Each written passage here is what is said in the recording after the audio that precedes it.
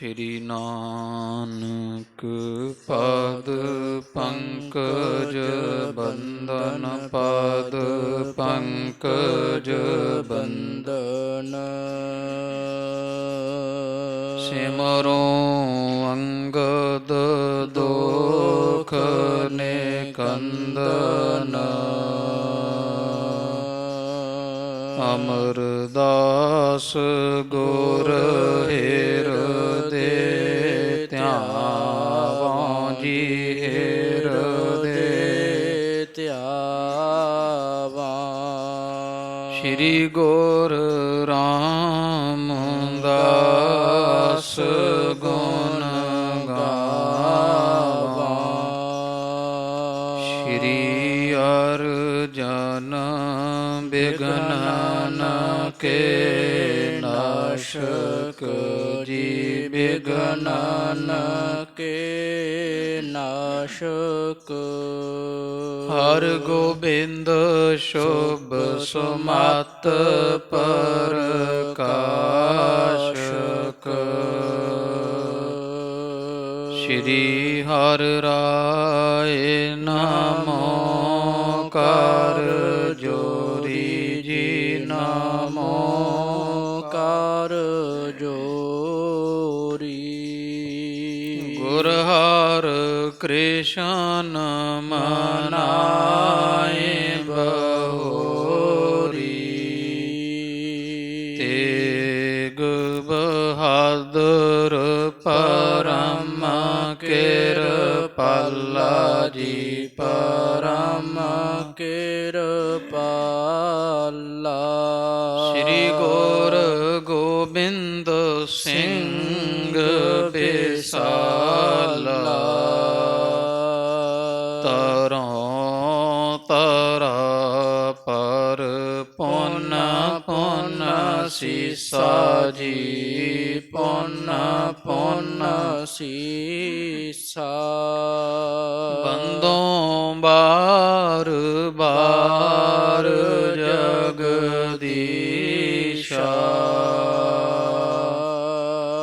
ਜਿਸ ਮਹਿ ਅੰਮ੍ਰਿਤ ਗਿਆਨ ਹੈ ਮਾਣਿਕ ਭਗਤ ਵਿਰਾਗ ਗੁਰੂ ਗ੍ਰੰਥ ਸਾਹਿਬ ਉਦਦ ਬੰਦੋਂ ਕਰ ਅਨੁਰਾਗ ਸ਼੍ਰੀ ਗੁਰ ਸ਼ਬਦ ਕਮਾਏ ਜਿਨ ਜੀਤੇ ਪੰਚ ਬਿਕਾਰ ਤਿਨ ਸੰਤਨ ਕੋ ਬੰਦਨਾ ਸਿਰ ਚਰਨਨ ਪਰ ਧਾਰ ਤਿਨ ਸੰਤਨ ਕੋ ਬੰਦਨਾ ਸਿਰ ਚਰਨਨ ਪਰ ਧਾਰ ਸਤਿਨਾਮ ਵਾਹਿਗੁਰੂ ਸਾਹਿਬ ਜੀਓ ਦੋਹਰਾ ਪਾਇਓ ਅਵਸਰ ਮਿਲਨ ਕੋ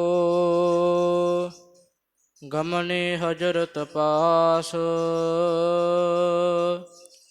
ਅਧਿਕ ਅਦਬ ਤੇ ਬੰਦਗੀ ਨਿਵ ਨਿਵ ਕਰਤ ਪ੍ਰਕਾਸ਼ ਪਾਇਓ ਅਵਸਰ ਮਿਲਨ ਕੋ ਗਮਨੇ ਹਜ਼ਰਤ ਪਾਸ ਅਧਿਕ ਅਦਬ ਤੇ ਬੰਦਗੀ ਨਿਵ ਨਿਵ ਕਰਤ ਪ੍ਰਕਾਸ਼ ਵਾਹਿਗੁਰੂ ਜੀ ਕਾ ਖਾਲਸਾ ਵਾਹਿਗੁਰੂ ਜੀ ਕੀ ਫਤਿਹ। ਦੀਨਾ ਬੰਧੂ ਪਤਿਤ ਪਾਵਨ ਸ਼ਬਦ ਅਵਤਾਰ ਕਰੁਣਾ ਨਿਧਾਨ ਹਾਜ਼ਰਾ ਹਜੂਰ ਜਹਰਾ ਜਹੂਰ ਨੇਚਲ ਚੌਰ ਛਤਰ ਤਖਤ ਦੇ ਮਾਲਕ ਸੱਚੇ ਪਾਤਸ਼ਾਹ ਸਾਹਿਬ ਆਦਿ ਸ੍ਰੀ ਗੁਰੂ ਗ੍ਰੰਥ ਸਾਹਿਬ ਜੀ ਪਾਤਸ਼ਾਹ ਮਹਾਰਾਜ ਜੀਆਂ ਦੇ ਸੰਧਿਆ ਸਮੇਂ ਦੇ ਸਜ ਰਹੇ ਪਾਵਨ ਪਵਿੱਤਰ ਦੀਵਾਨ ਅੰਦਰ ਹਜ਼ੂਰ ਦੇ ਪਾਵਨ ਪਵਿੱਤਰ ਦਰਸ਼ਨ ਪਰਸਨ ਦਾ ਸੁਭਾਗ ਪ੍ਰਾਪਤ ਹੋਇਆ। ਤਨ ਮਨ ਹੋਏ ਨਿਹਾਲ। ਜਾ ਗੁਰ ਦੇਖਾ ਸਾਹਮਣੇ ਦੀਆਂ ਬਰਕਤਾਂ ਮਿਹਰਾਮਤਾਂ ਪਾਤਸ਼ਾਹ ਨੇ ਬਖਸ਼ਿਸ਼ ਕੀਤੀਆਂ ਹਨ। ਧੰਨ ਧੰਨ ਸਾਹਿਬ ਸ੍ਰੀ ਗੁਰੂ ਹਰਗੋਬਿੰਦ ਸਾਹਿਬ ਸੱਚੇ ਪਾਤਸ਼ਾਹ ਮੀਰੀ ਪੀਰੀ ਦੇ ਦਾਤੇ। ਐਸੇ ਦੀਨ ਦਿਆਲ ਆਜਾਨ ਬਾਹੋ ਬੰਦੀ ਛੋੜ ਪਾਤਸ਼ਾਹ ਜੀ ਦੇ ਪਾਵਨ ਪਵਿੱਤਰ ਜੀਵਨ ਦੀ ਅੰਮ੍ਰਿਤ ਰੂਪ ਗਾਥਾ ਲੰਬੇਰੇ ਸਮੇਂ ਤੋਂ ਆਪ ਸਰਬੱਤ ਮਾਈ ਭਾਈ ਸੰਗਤਾਂ ਸੰਧਿਆ ਸਮੇਂ ਦੀਆਂ ਦਰਬਾਰ ਦੇ ਹਾਜ਼ਰੇ ਭਰ ਕਰਕੇ ਸ਼ਰਵਣ ਕਰ ਰਹੇ ਹੋ। ਬਾਬਾਣੀਆਂ ਕਹਾਣੀਆਂ ਪੁੱਤ ਸੁਪੁੱਤ ਕਰੇਨ ਜਥਾ ਪ੍ਰਸੰਗ ਆਪਾਂ ਪਿਛਲੇ ਦੀਵਾਨ ਵਿੱਚ ਸ਼ਰਵਣ ਕੀਤਾ ਹੈ। ਧੰਨ ਧੰਨ ਸਾਹਿਬ ਸ੍ਰੀ ਗੁਰੂ ਹਰਗੋਬਿੰਦ ਸਾਹਿਬ ਮਹਾਰਾਜ ਜੀ ਦਿੱਲੀ ਵਿੱਚ ਬਾਦਸ਼ਾਹ ਜਹਾਂਗੀਰ ਦੇ ਭੇਜੇ ਹੋਏ ਕਾਸਦਾਂ ਤੋਂ ਸੱਦਾ ਮਿਲਣ 'ਤੇ ਤਿਆਰੀ ਕੀਤੇ ਦਿੱਲੀ ਨੂੰ ਜਾਣ ਦੇ। ਪਹਿਲਾ ਡੇਰਾ ਮਹਾਰਾਜ ਨੇ ਸੰਗਰਾਣਾ ਸਾਹਿਬ 2 ਕੋਹ 'ਤੇ ਕੀਤਾ। ਇੱਥੋਂ ਚਾਲੇ ਪਾਸ ਸੰਗਤਾਂ ਨੂੰ ਤਾਰਦੇ ਹੋਏ ਸੱਚੇ ਪਾਤਸ਼ਾਹ ਜੀ ਦਿੱਲੀ ਨੂੰ ਰਵਾਨਾ ਹੋਏ। ਬਾਬਾ ਬੁੱਢਾ ਸਾਹਿਬ ਭਾਈ ਗੁਰਦਾਸ ਸਾਹਿਬ ਜੀਆਂ ਨੂੰ ਪਾਸ ਬੁਲਾ ਕਰਕੇ ਸਾਰੀ ਜ਼ਿੰਮੇਵਾਰੀ ਸੇਵਾ ਕਾਰ ਸੇਵਾ ਸਮਝਾ ਦਿੱਤੀ ਗਈ ਵੀ ਸਾਰਾ ਪਹਿਰਾ ਜਿਹੜਾ ਉਹ ਸੰਭਾਲਣਾ ਬਾਬਾ ਬੁੱਢਾ ਸਾਹਿਬ ਔਰ ਭਾਈ ਗੁਰਦਾਸ ਜੀ ਤੁਹਾਡੇ ਜਿੰਮੇ ਹੈ। ਸਾਰੀ ਦੇਖ ਰੇਖ ਹਰਿਮੰਦਰ ਸਾਹਿਬ ਅਕਾਲ ਤਖਤ ਸਾਹਿਬ ਦੀ ਸੰਗਤਾਂ ਦਾ ਆਉਣਾ ਜਾਣਾ ਲੱਗਿਆ ਰਹਿਣਾ ਹੈ। ਲੰਗਰ ਪ੍ਰਸ਼ਾਦਾ ਵੀ ਸੋਹਣਾ ਪ੍ਰਬੰਧ ਕਰਨਾ ਹੈ। ਮਸੰਦਾਂ ਨੂੰ ਸਿਰੋਂ ਪਾਓ ਦੇਣੇ ਆਈਆਂ ਸੰਗਤਾਂ ਨੂੰ ਸਾਂਭ ਸੰਭਾਲਣਾ ਇਹ ਸਾਰਾ ਕੁਝ ਤੁਸਾਂ ਜੀ ਨੇ ਕਰਨਾ ਹੈ। ਔਰ ਮਾਤਾ ਗੰਗਾ ਜੀ ਦੇ ਸੰਮਤ ਰਹਿਣਾ, ਉਹਨਾਂ ਦੇ ਅਨੁਸਾਰ ਹੀ ਰਹਿਣਾ। ਸਾਡੀ ਬਾਬਤ ਵੀ ਉਹਨਾਂ ਨੂੰ ਖੁਸ਼ੀ ਦੇ ਸੁਨੇਹੇ ਤੇ ਬਾਤਾਂ ਸੁਣਾਉਣੀਆਂ, ਧਰਵਾਸ ਦੇਣਾ ਹੈ ਤੇ ਆਈ ਗਈ ਸੰਗਤ ਦਾ ਪੂਰਾ ਖਿਆਲ ਅਦਬ ਰੱਖਣਾ ਹੈ। ਪਾਤਸ਼ਾਹ ਮਹਾਰਾਜ ਨੇ ਬਾਬਾ ਬੁੱਢਾ ਸਾਹਿਬ ਜੀ ਨੂੰ ਭਾਈ ਗੁਰਦਾਸ ਸਾਹਿਬ ਜੀ ਨੂੰ ਸਾਰੀ ਸੇਵਾ ਸਮਝਾ ਕੇ ਦਿੱਲੀ ਨੂੰ ਚਾਲੇ ਪਾ ਦਿੱਤੇ। ਤੋ ਇੱਧਰ ਸਿੱਖ ਮਹਾਰਾਜ ਨੂੰ ਰਵਾਨਾ ਕਰਕੇ ਵਾਪਸ ਦਿੱਲੀ ਨੂੰ ਪਰਤੇ, ਵਾਹਿਗੁਰੂ ਅੰਮ੍ਰਿਤਸਰ ਨੂੰ ਪਰਤੇ।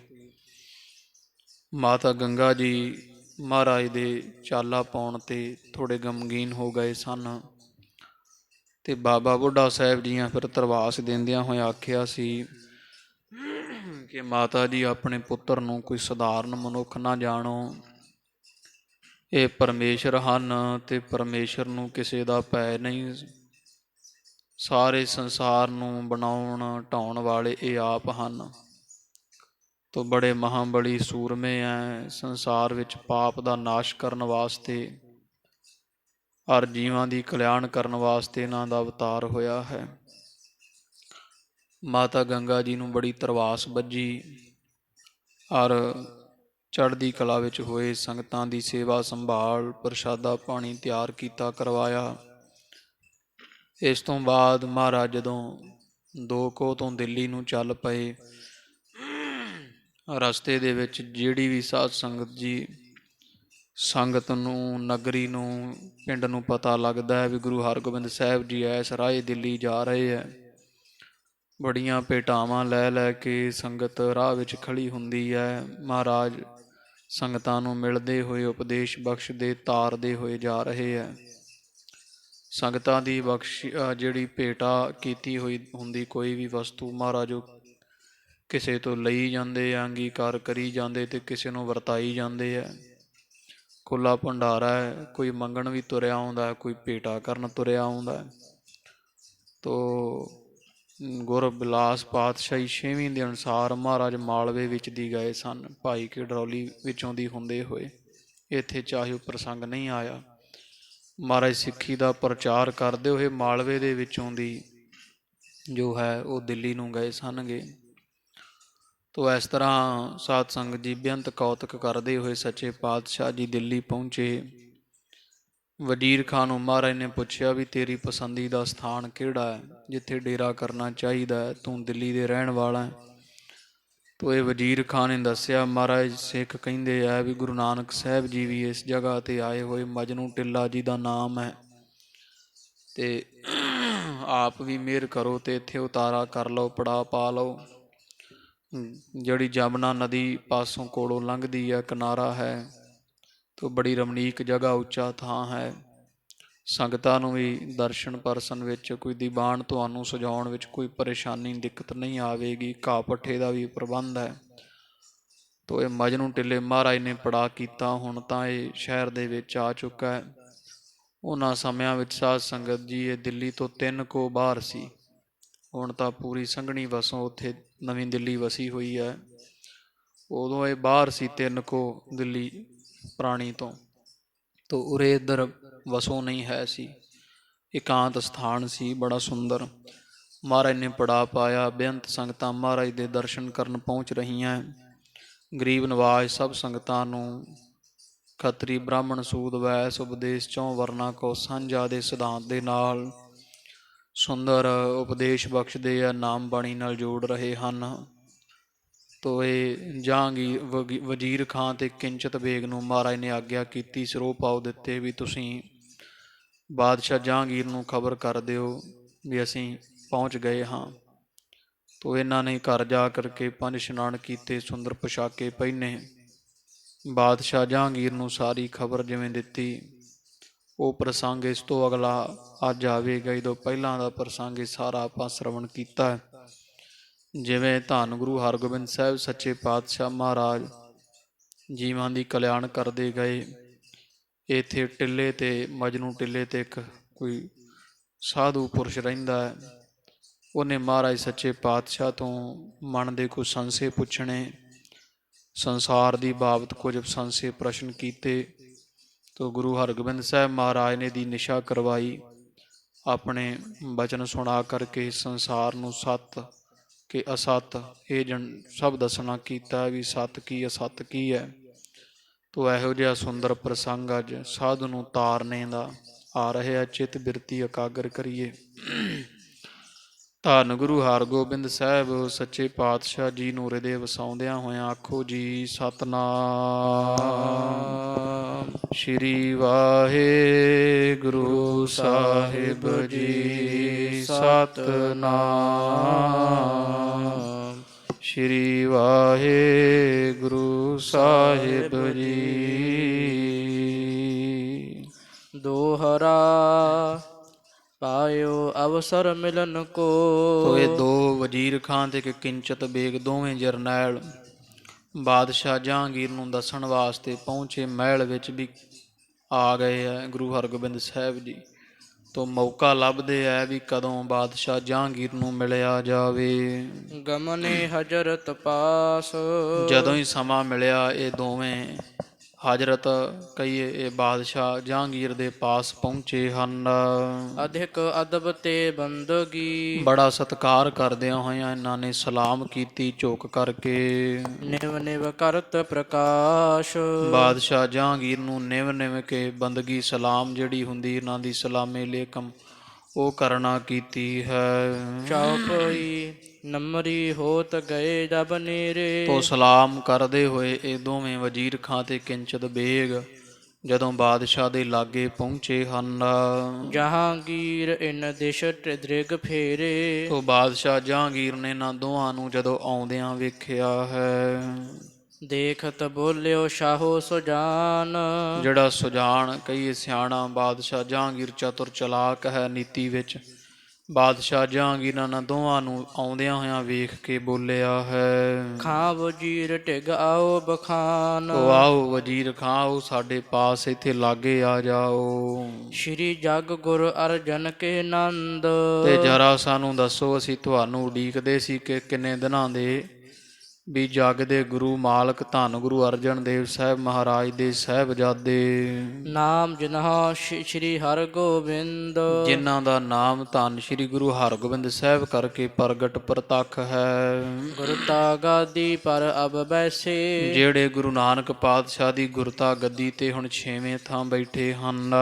ਆਏ ਕਿਧਾਨਾ ਕਹਾ ਸੁਧ ਕੈਸੇ, ਸਾਨੂੰ ਦੱਸੋ ਵੀ ਗੁਰੂ ਹਰਗੋਬਿੰਦ ਸਾਹਿਬ ਜੀ ਨੂੰ ਤੁਹਾਨੂੰ ਲੈਣ ਭੇਜਿਆ ਸੀ, ਆਏ ਕਿ ਨਹੀਂ ਉਹ ਤੁਹਾਡੇ ਨਾਲ?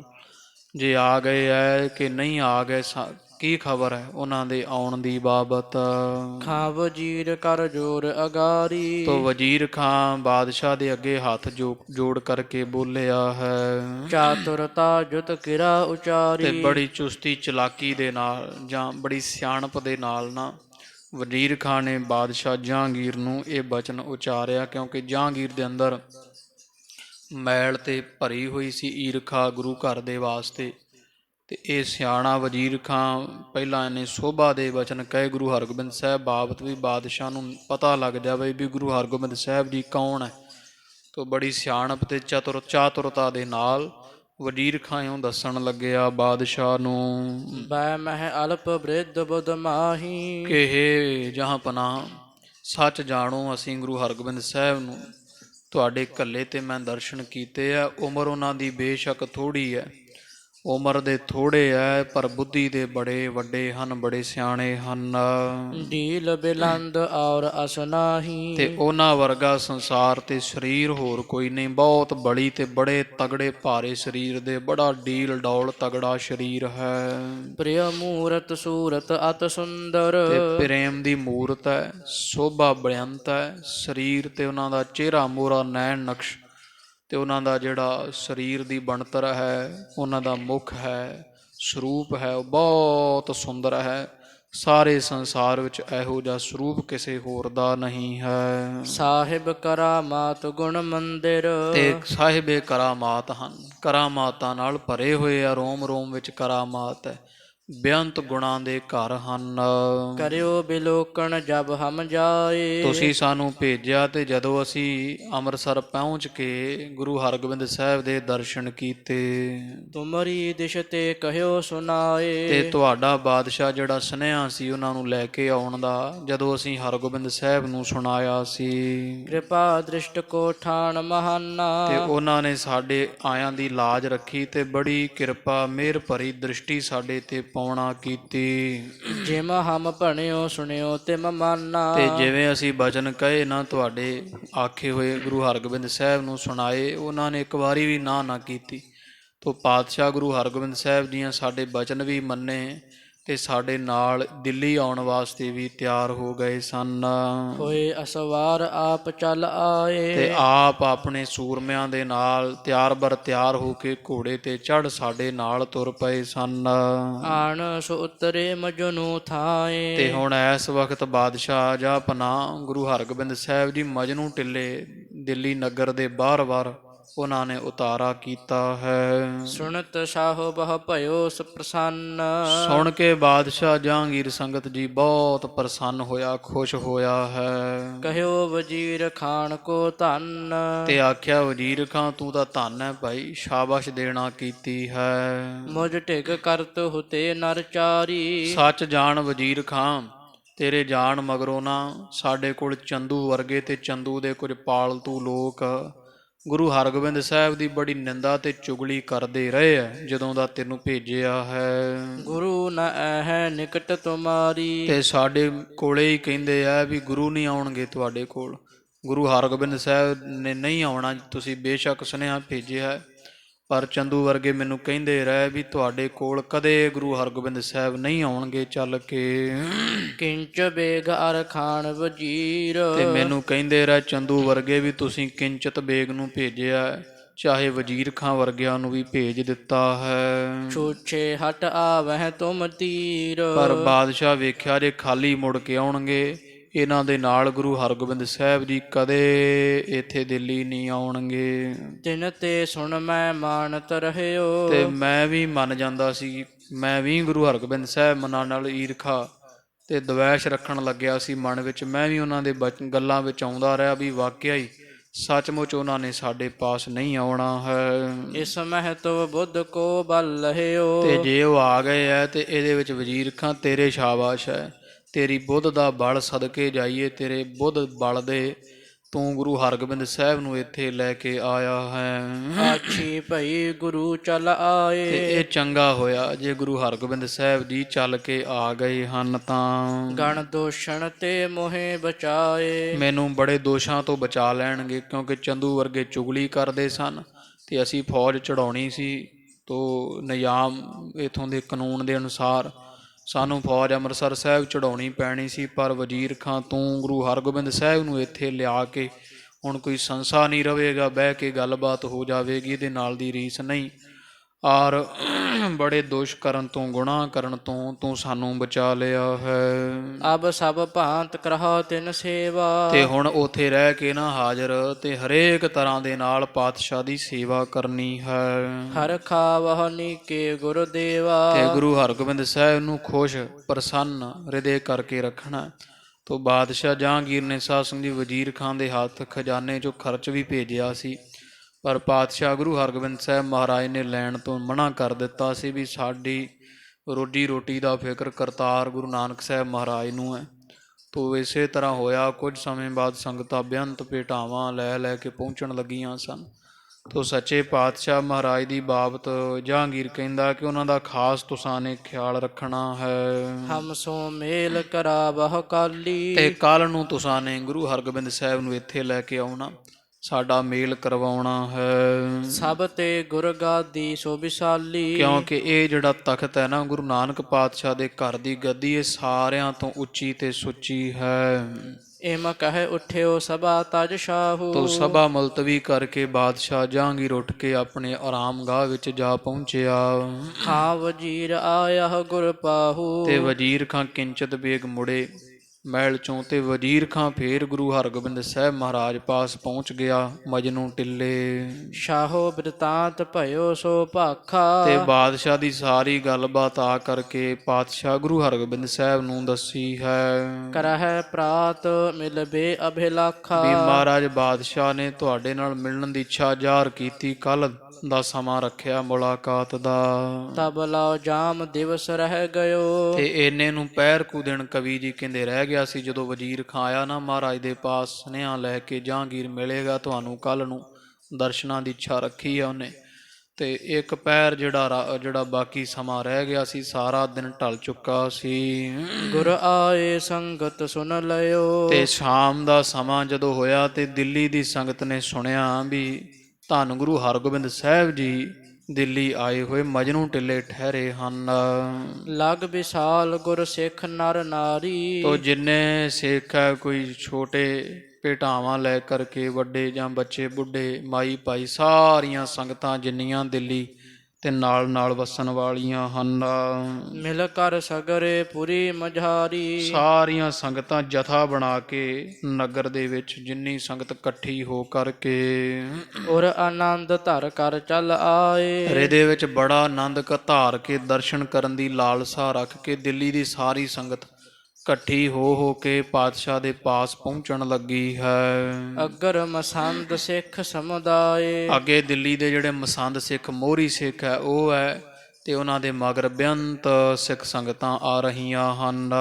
ਆਣ ਕਰਿਓ ਦਰਸ਼ਨ ਤਿਹ ਸਮੋ। ਸਾਰੀ ਸੰਗਤ ਨੇ ਆ ਕਰਕੇ ਧੰਨ ਗੁਰੂ ਹਰਗੋਬਿੰਦ ਸਾਹਿਬ ਦੇ ਦਰਸ਼ਨ ਮਜਨੂ ਟਿੱਲੇ ਦੇ ਅਸਥਾਨ ਤੇ ਆਣ ਕੀਤੇ ਹਨ। ਤਰਹਿ ਉਪਾਇਣ ਕਰ ਕਰ ਨਮੋ। ਤੇ ਭੇਟਾਵਾਂ ਰੱਖੀਆਂ ਦਰਸ਼ਨਾਂ ਦੀਆਂ, ਤਿਲ ਫੁੱਲ ਭੇਟਾ ਕੀਤਾ ਹੈ। ਮਹਾਰਾਜ ਸੱਚੇ ਪਾਤਸ਼ਾਹ ਦੇ ਖੁੱਲੇ ਦਰਸ਼ਨ ਦੀਦਾਰ ਕੀਤੇ, ਨਮਸਕਾਰਾਂ ਕੀਤੀਆਂ ਹਨ। ਸ਼ਬਦ ਰਬਾਬੀ ਗਾਵਤ ਰਾਗ। ਰਾਗਾਂ ਦੇ ਵਿੱਚ ਰਾਗੀ ਗੁਰਮੁਖ ਪਿਆਰੇ ਗੁਰਬਾਣੀ ਸ਼ਬਦ ਕੀਰਤਨ ਕਰ ਰਹੇ ਹਨ। ਸੁਣਹਿ ਪ੍ਰੇਮ ਤੇ ਜੇ ਵੱਡ ਭਾਗ। ਤੇ ਜਿਨ੍ਹਾਂ ਦੇ ਵੱਡੇ ਭਾਗ ਹੈ ਉਹ ਸੰਗਤਾਂ ਗੁਰੂ ਦਰ ਦੀਆਂ ਹਾਜ਼ਰੀਆਂ ਭਰ ਕੇ ਕੀਰਤਨ ਸਰਵਣ ਕਰਦੀਆਂ ਆਨੰਦ ਮਾਣ ਰਹੀਆਂ ਹਨ। ਦਿੱਲੀ ਪੁਰ ਕੇ ਨਰ ਸਮੁਦਾਏ। ਤੋ ਬਾਕੀ ਕਵੀ ਜੀ ਕਹਿੰਦੇ ਜਿਹੜੇ ਦਿੱਲੀ ਦੇ ਜਿੰਨੇ ਮਨੁੱਖ ਸਿੱਖ ਹਨ, ਭਈ ਭੀਰ ਗੁਰ ਦਰਸ਼ਨ ਆਏ। ਗੁਰੂ ਹਰਗੋਬਿੰਦ ਸਾਹਿਬ ਦੇ ਦਰਸ਼ਨਾਂ ਨੂੰ ਬੱਚੇ ਬੁੱਢੇ ਮਾਈ ਭਾਈ ਸਾਰੇ ਹੀ ਆਏ। ਤੇ ਮਜਨੂੰ ਟਿੱਲੇ ਬੜਾ ਮੇਲਾ ਲੱਗਿਆ ਹੋਇਆ। ਜੰਗਲ ਵਿੱਚ ਮੰਗਲ ਹੈ, ਬੇਅੰਤ ਰੌਣਕਾਂ ਲੱਗੀਆਂ, ਦੀਵਾਨ ਸਜੇ ਆ, ਲੰਗਰ ਬਣ ਰਹੇ ਆ, ਕੀਰਤਨ ਹੋ ਰਹੇ ਆ ਤੇ ਬੜੀ ਸੰਗਤ ਦਰਸ਼ਨ ਕਰਨ ਵਾਸਤੇ ਉਡੀਕਾਂ ਕਰਦੀ, ਕਤਾਰਾਂ ਲੱਗੀਆਂ ਹਨ। ਸੁੰਦਰਤਾ ਸਰੀਰ ਬੜ ਢੀਲਾ। ਸੰਗਤਾਂ ਨੇ ਹੁਣ ਗੁਰੂ ਹਰਗੋਬਿੰਦ ਸਾਹਿਬ ਦੇ ਦਿੱਲੀ ਵਾਲੀ ਸੰਗਤ ਨੇ ਦਰਸ਼ਨ ਪਹਿਲੀ ਵਾਰੀ ਜੋ ਕੀਤੇ ਹੈ ਤੇ ਵੇਖ ਕੇ ਦੰਗ ਰਹਿ ਜਾਂਦੇ। ਮਹਾਰਾਜ ਦਾ ਸਰੀਰ ਬੜਾ ਬਲਵਾਨ ਤਗੜਾ ਤੇ ਸਰੂਪ ਬੜਾ ਹੀ ਸੁੰਦਰ ਹੈ। ਜਿਹੜਾ ਵੇਂਹਦਾ ਹੈ ਮਹਾਰਾਜ ਦੇ ਦਰਸ਼ਨ ਕਰਦਾ ਹੈ ਉਹ ਵੇਖਦਾ ਰਹਿ ਜਾਂਦਾ ਹੈ।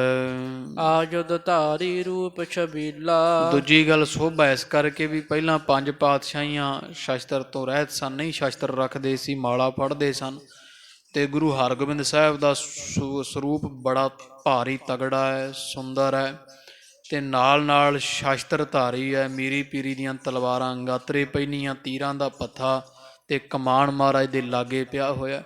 ਤੋ ਸੱਚੇ ਪਾਤਸ਼ਾਹ ਗਰੀਬ ਨਵਾਜ ਦੀ ਬੇਅੰਤ ਸੋਭਾ ਸੂਰਮਿਆਂ ਵਾਲੀ ਵੇਖ ਵੇਖ ਸੰਗਤਾਂ ਪ੍ਰਸੰਨ ਹੁੰਦੀਆਂ ਨੇ। ਰੀਤ ਨਵੀਨ ਹੇਰ ਕਰ ਸੰਗਤ। ਸੰਗਤ ਨਵੀਂ ਮਰਿਆਦਾ ਵੇਖ ਵੇਖ ਕੇ ਹੈਰਾਨ ਹੋ ਰਹੀ ਹੈ। ਬਿਸਮਹਿਰ ਦੇ ਨਿਕਟ ਥਿਤ ਪੰਗਤ। ਤੇ ਨਾਲ ਬਹਿੰਦੇ ਜਾਂਦੇ ਆ ਸੰਗਤ ਵਿੱਚ ਦਰਸ਼ਨ ਕਰ ਕਰਕੇ ਤੇ ਨਾਲੇ ਮਹਾਰਾਜ ਵੱਲ ਵੇਖ ਵੇਖ ਹੈਰਾਨ ਹੁੰਦੇ ਸਿੱਖ ਵੀ। ਪਹਿਲਾਂ ਤਾਂ ਪੰਜ ਪਾਤਸ਼ਾਹ ਗੁਰੂ ਅਰਜਨ ਦੇਵ ਸਾਹਿਬ ਮਹਾਰਾਜ ਤੀਕਰ ਇਹ ਇਸ ਤਰ੍ਹਾਂ ਹੀ ਸਾਦੇ ਬਸਤਰ ਪਹਿਨ ਕੇ ਤੇ ਸਾਜ ਰਹਿੰਦੇ ਸਨ, ਮਾਲਾ ਪਕੜ ਕੇ ਪਰਮੇਸ਼ਰ ਵਿੱਚ ਇਸਤਤ ਰਹਿੰਦੇ, ਲੀਨ ਰਹਿੰਦੇ ਸਮਾਧੀ ਵਿੱਚ। ਪਰ ਗੁਰੂ ਹਰਗੋਬਿੰਦ ਸਾਹਿਬ ਨੇ ਨਵੀਂ ਮਰਿਆਦਾ ਚਲਾਈ ਹੈ। ਸ਼ਾਸਤਰ ਬਸਤਰ ਪਹਿਨ ਕਰਕੇ ਸੂਰਮਿਆਂ ਵਾਂਗੂ ਤੇ ਸਾਜ-ਬਾਜ ਜਿੰਨਾ ਵੀ ਰਾਜਿਆਂ ਮਹਾਰਾਜਿਆਂ ਵਾਲਾ, ਕਿਧਰੇ ਹਾਥੀ ਕਿਧਰੇ ਘੋੜੇ ਤੇ ਚੰਦੋਏ ਝੁੱਲਦੇ ਆ, ਤਖਤ ਚੌਰ ਸੀਸ ਤੇ ਝੁੱਲ ਰਹੇ ਆ। ਵੱਡੇ ਵੱਡੇ ਤੰਬੂ ਜਿਵੇਂ ਬਾਦਸ਼ਾਹ ਦੇ ਹੁੰਦੇ, ਸੋਨੇ ਦੇ ਕਲਸ ਵਾਲੇ, ਚਾਂਦੀ ਦੀਆਂ ਚੋਭਾਂ, ਪਹਿਰੇਦਾਰ ਖੜੇ ਆ ਮਹਾਰਾਜ ਦੇ ਅੱਗੇ ਜਿਵੇਂ ਰਾਜੇ ਮਹਾਰਾਜਿਆਂ ਨੂੰ ਮਿਲਣ ਜਾਈਦਾ।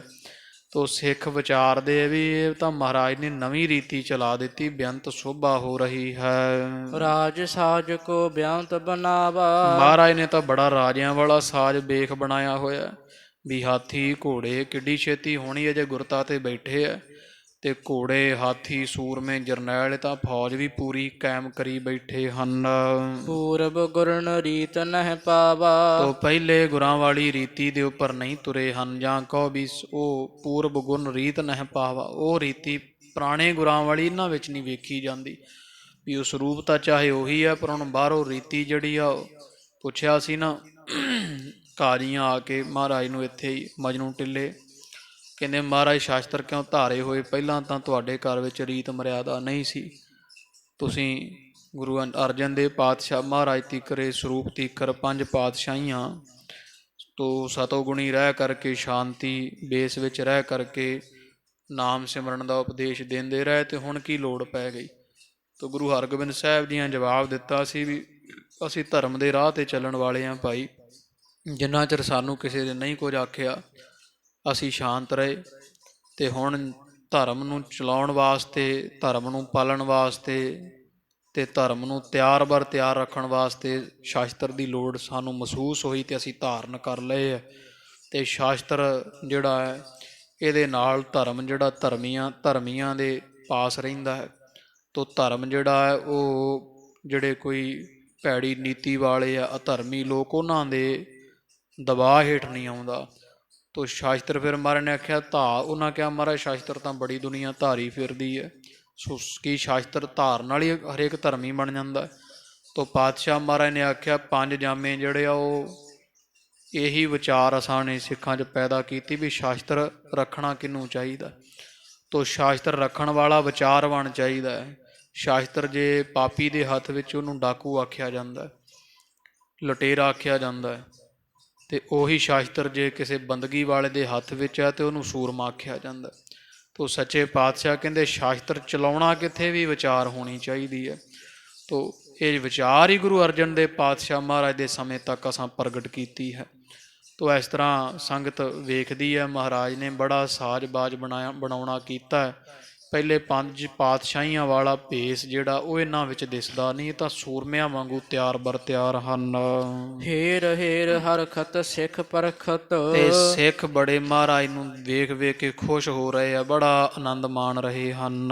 ਕਿਰਪਾ ਦ੍ਰਿਸ਼ਟ ਜਨ ਅੰਮ੍ਰਿਤ ਬਰਖਤ, ਤੇ ਮਹਾਰਾਜ ਦੀ ਜਿਹੜੀ ਦ੍ਰਿਸ਼ਟੀ ਹੈ ਕਿਰਪਾ ਭਰੀ ਹੈ, ਮਾਨੋ ਜਿਵੇਂ ਅੰਮ੍ਰਿਤ ਦਾ ਮੀਂਹ ਪੈ ਰਿਹਾ ਹੁੰਦਾ ਹੈ। ਸਭ ਹਿਨ ਕੀ ਹੋਵਤ ਅਰਦਾਸ, ਸਭ ਸੰਗਤਾਂ ਦੀਆਂ ਮਹਾਰਾਜ ਦੇ ਹਜੂਰ ਅਰਦਾਸਾਂ ਹੋ ਰਹੀਆਂ ਹਨ। ਕੇਤਿਕ ਪੁਰਬਤ ਉਰ ਕੀ ਆਸ, ਕਈਆਂ ਦੀ ਆਸਾ ਮਹਾਰਾਜ ਪੂਰੀ ਜਾਂਦੇ ਐ, ਜੋ ਮੰਗੈ ਠਾਕੁਰ ਆਪਣੇ ਤੇ ਸੋਈ ਸੋਈ ਦੇਵੈ, ਬਰਕਤਾਂ ਦੇ ਨਾਲ ਨਦਰੋ ਨਦਰ ਨਿਹਾਲ ਕਰੀ ਜਾਂਦੇ ਐ। ਦਰਸ਼ਨ ਕਰਤ ਨ ਤ੍ਰਿਪਤੈ ਕੋਈ, ਤੇ ਸੰਗਤਾਂ ਵਿੱਚ ਕੋਈ ਗੁਰਮੁਖ ਜਿਹਦੇ ਵਿੱਚ ਪ੍ਰੇਮ ਬਹੁਤ ਹੈ, ਮੂਹ ਲਾਲਣ ਸਿਓ ਪ੍ਰੀਤ ਬਣੀ, ਤੋਰੀ ਨਾ ਟੂਟੈ ਛੋਰੀ ਨਾ ਛੂਟੈ, ਐਸੀ ਮਾਧੋ ਖਿੰਚ ਤਨੀ। ਇਹੋ ਜਿਹੇ ਗੁਰਮੁਖ ਵੀ ਹੈ ਜਿਨ੍ਹਾਂ ਦਾ ਮਹਾਰਾਜ ਦਾ ਦਰਸ਼ਨ ਦਿਦਾਰਾ ਕਰਕੇ ਮਨ ਨਹੀਂ ਭਰਦਾ, ਰੱਜ ਨਹੀਂ ਆਉਂਦਾ ਹੈ। ਨਿਕਟ ਥਿਰੇ ਕੋ ਖਰੇ ਸੋ ਹੋਈ, ਕੋਈ ਮਹਾਰਾਜ ਦੇ ਦਰਸ਼ਨ ਵੇਖ ਵੇਖ ਰੱਜਦਾ ਨਹੀਂ, ਕੋਈ ਲਾਗੇ ਖੜਾ, ਕੋਈ ਦੂਰ ਖੜਾ ਹੈ, ਕੋਈ ਦਰਸ਼ਨ ਕਰਦਾ, ਕੋਈ ਭੇਟਾ ਰੱਖ ਰਿਹਾ, ਕੋਈ ਅਰਦਾਸ ਕਰਦਾ ਕਰਵਾਉਂਦਾ ਹੈ। ਗੁਰ ਕੀ ਕਾਰ ਸਰਬ ਲੈ ਆਏ, ਸਾਰੇ ਗੁਰੂ ਹਰਗੋਬਿੰਦ ਸਾਹਿਬ ਮਹਾਰਾਜ ਵਾਸਤੇ ਕਾਰ ਭੇਟਾ ਲੈ ਲੈ ਕੇ ਪਹੁੰਚੇ ਹਨ। ਭਇਓ ਉਪਾਇਨ ਕੋ ਸਮੁਦਾਏ, ਕਵੀ ਜੀ ਕਹਿੰਦੇ ਵੱਡਾ ਹੀ ਢੇਰ ਲੱਗ ਗਿਆ, ਉਪਾਇਣ ਦਾ ਭੇਟਾਵਾਂ ਦਾ ਕੱਪੜਾ ਵਾਧੂ ਹੋਇਆ ਰਿਹਾ, ਉੱਥੇ ਦਾਣਾ ਫੱਕਾ, ਕੋਈ ਰਸਤਾਂ ਬਸਤਾਂ ਸੁੱਕੀਆਂ ਰਸਤਾਂ ਬੇਅੰਤ, ਉੱਥੇ ਜੈ ਜੈਕਾਰ ਹੋ ਰਹੀ ਹੈ। ਬ੍ਰਿੰਦ ਦੇਵਤਾ ਇਕੱਠੇ ਹੋਏ, ਤੇ ਮਾਨੋ ਜਿਵੇਂ ਬੜੇ ਦੇਵਤੇ ਇਕੱਠੇ ਹੋ ਕਰਕੇ 33 ਕਰੋੜ, ਜਥਾ ਵਿਸ਼ਨ ਪੂਜੈ ਸਭ ਕੋਏ, ਜਿਵੇਂ ਸਾਰੇ ਵਿਸ਼ਨ ਭਗਵਾਨ ਨੂੰ ਪੂਜਦੇ ਹੁੰਦੇ ਆ। ਕੈ ਸੁਰ ਗੁਰ ਕੋ ਮਿਲ ਸੁਰ ਸਾਰੇ, ਉਹ ਕਹਿੰਦੇ ਇਸ ਤਰ੍ਹਾਂ ਸਮਝੋ ਵੀ ਸਾਰੇ ਸਿੱਖ ਜਿਹੜੇ ਆ ਉਹ ਦੇਵਤੇ ਰੂਪ ਹੈ, ਤੇ ਮਹਾਰਾਜ ਮਹਾਵਿਸ਼ਨ ਮਾਇਆ ਦੇ ਪਤੀ ਪਾਤਸ਼ਾਹ ਨੂੰ ਪੂਜਣ ਵਾਸਤੇ ਆਏ ਹੁੰਦੇ ਆ।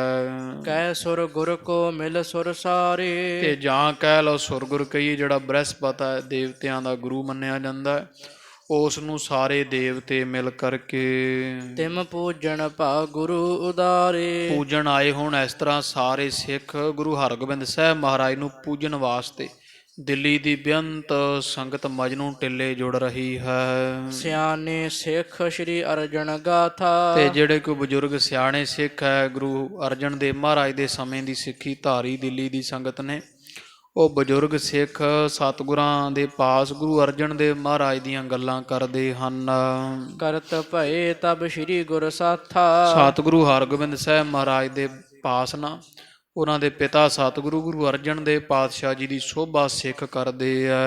ਸ਼ਾਂਤ ਸ਼ਾਂਤ ਰੂਪ ਨਿਤ ਪਰ ਉਪਕਾਰੀ, ਕਿ ਗੁਰੂ ਹਰਗੋਬਿੰਦ ਪਾਤਸ਼ਾਹ ਮਹਾਰਾਜ ਤੁਹਾਡੇ ਪਿਤਾ ਸਤਿਗੁਰੂ ਗੁਰੂ ਅਰਜਨ ਦੇਵ ਜੀ ਪਾਤਸ਼ਾਹ ਸ਼ਾਂਤੀ ਦਾ ਸਰੂਪ ਸਨ, ਸੱਚੇ ਪਾਤਸ਼ਾਹ। ਉਹਨਾਂ ਦੇ ਮੱਥੇ ਕਦੇ ਵੱਟ ਨਹੀਂ ਸੀ ਵੇਖਿਆ, ਤੇ ਬੇਅੰਤ ਪ੍ਰਸੰਨ ਰਹਿਣ ਵਾਲੇ ਸ਼ਾਂਤੀ ਦਾ ਸਰੂਪ ਸਨ, ਤੇ ਰੋਜ਼ ਪਰਉਪਕਾਰ ਕਰਨ ਵਾਲੇ ਸੀ, ਬੜੇ ਵੱਡੇ ਭਲਾ ਸੰਸਾਰ ਦਾ ਲੋਚਣ ਵਾਲੇ ਸਨ।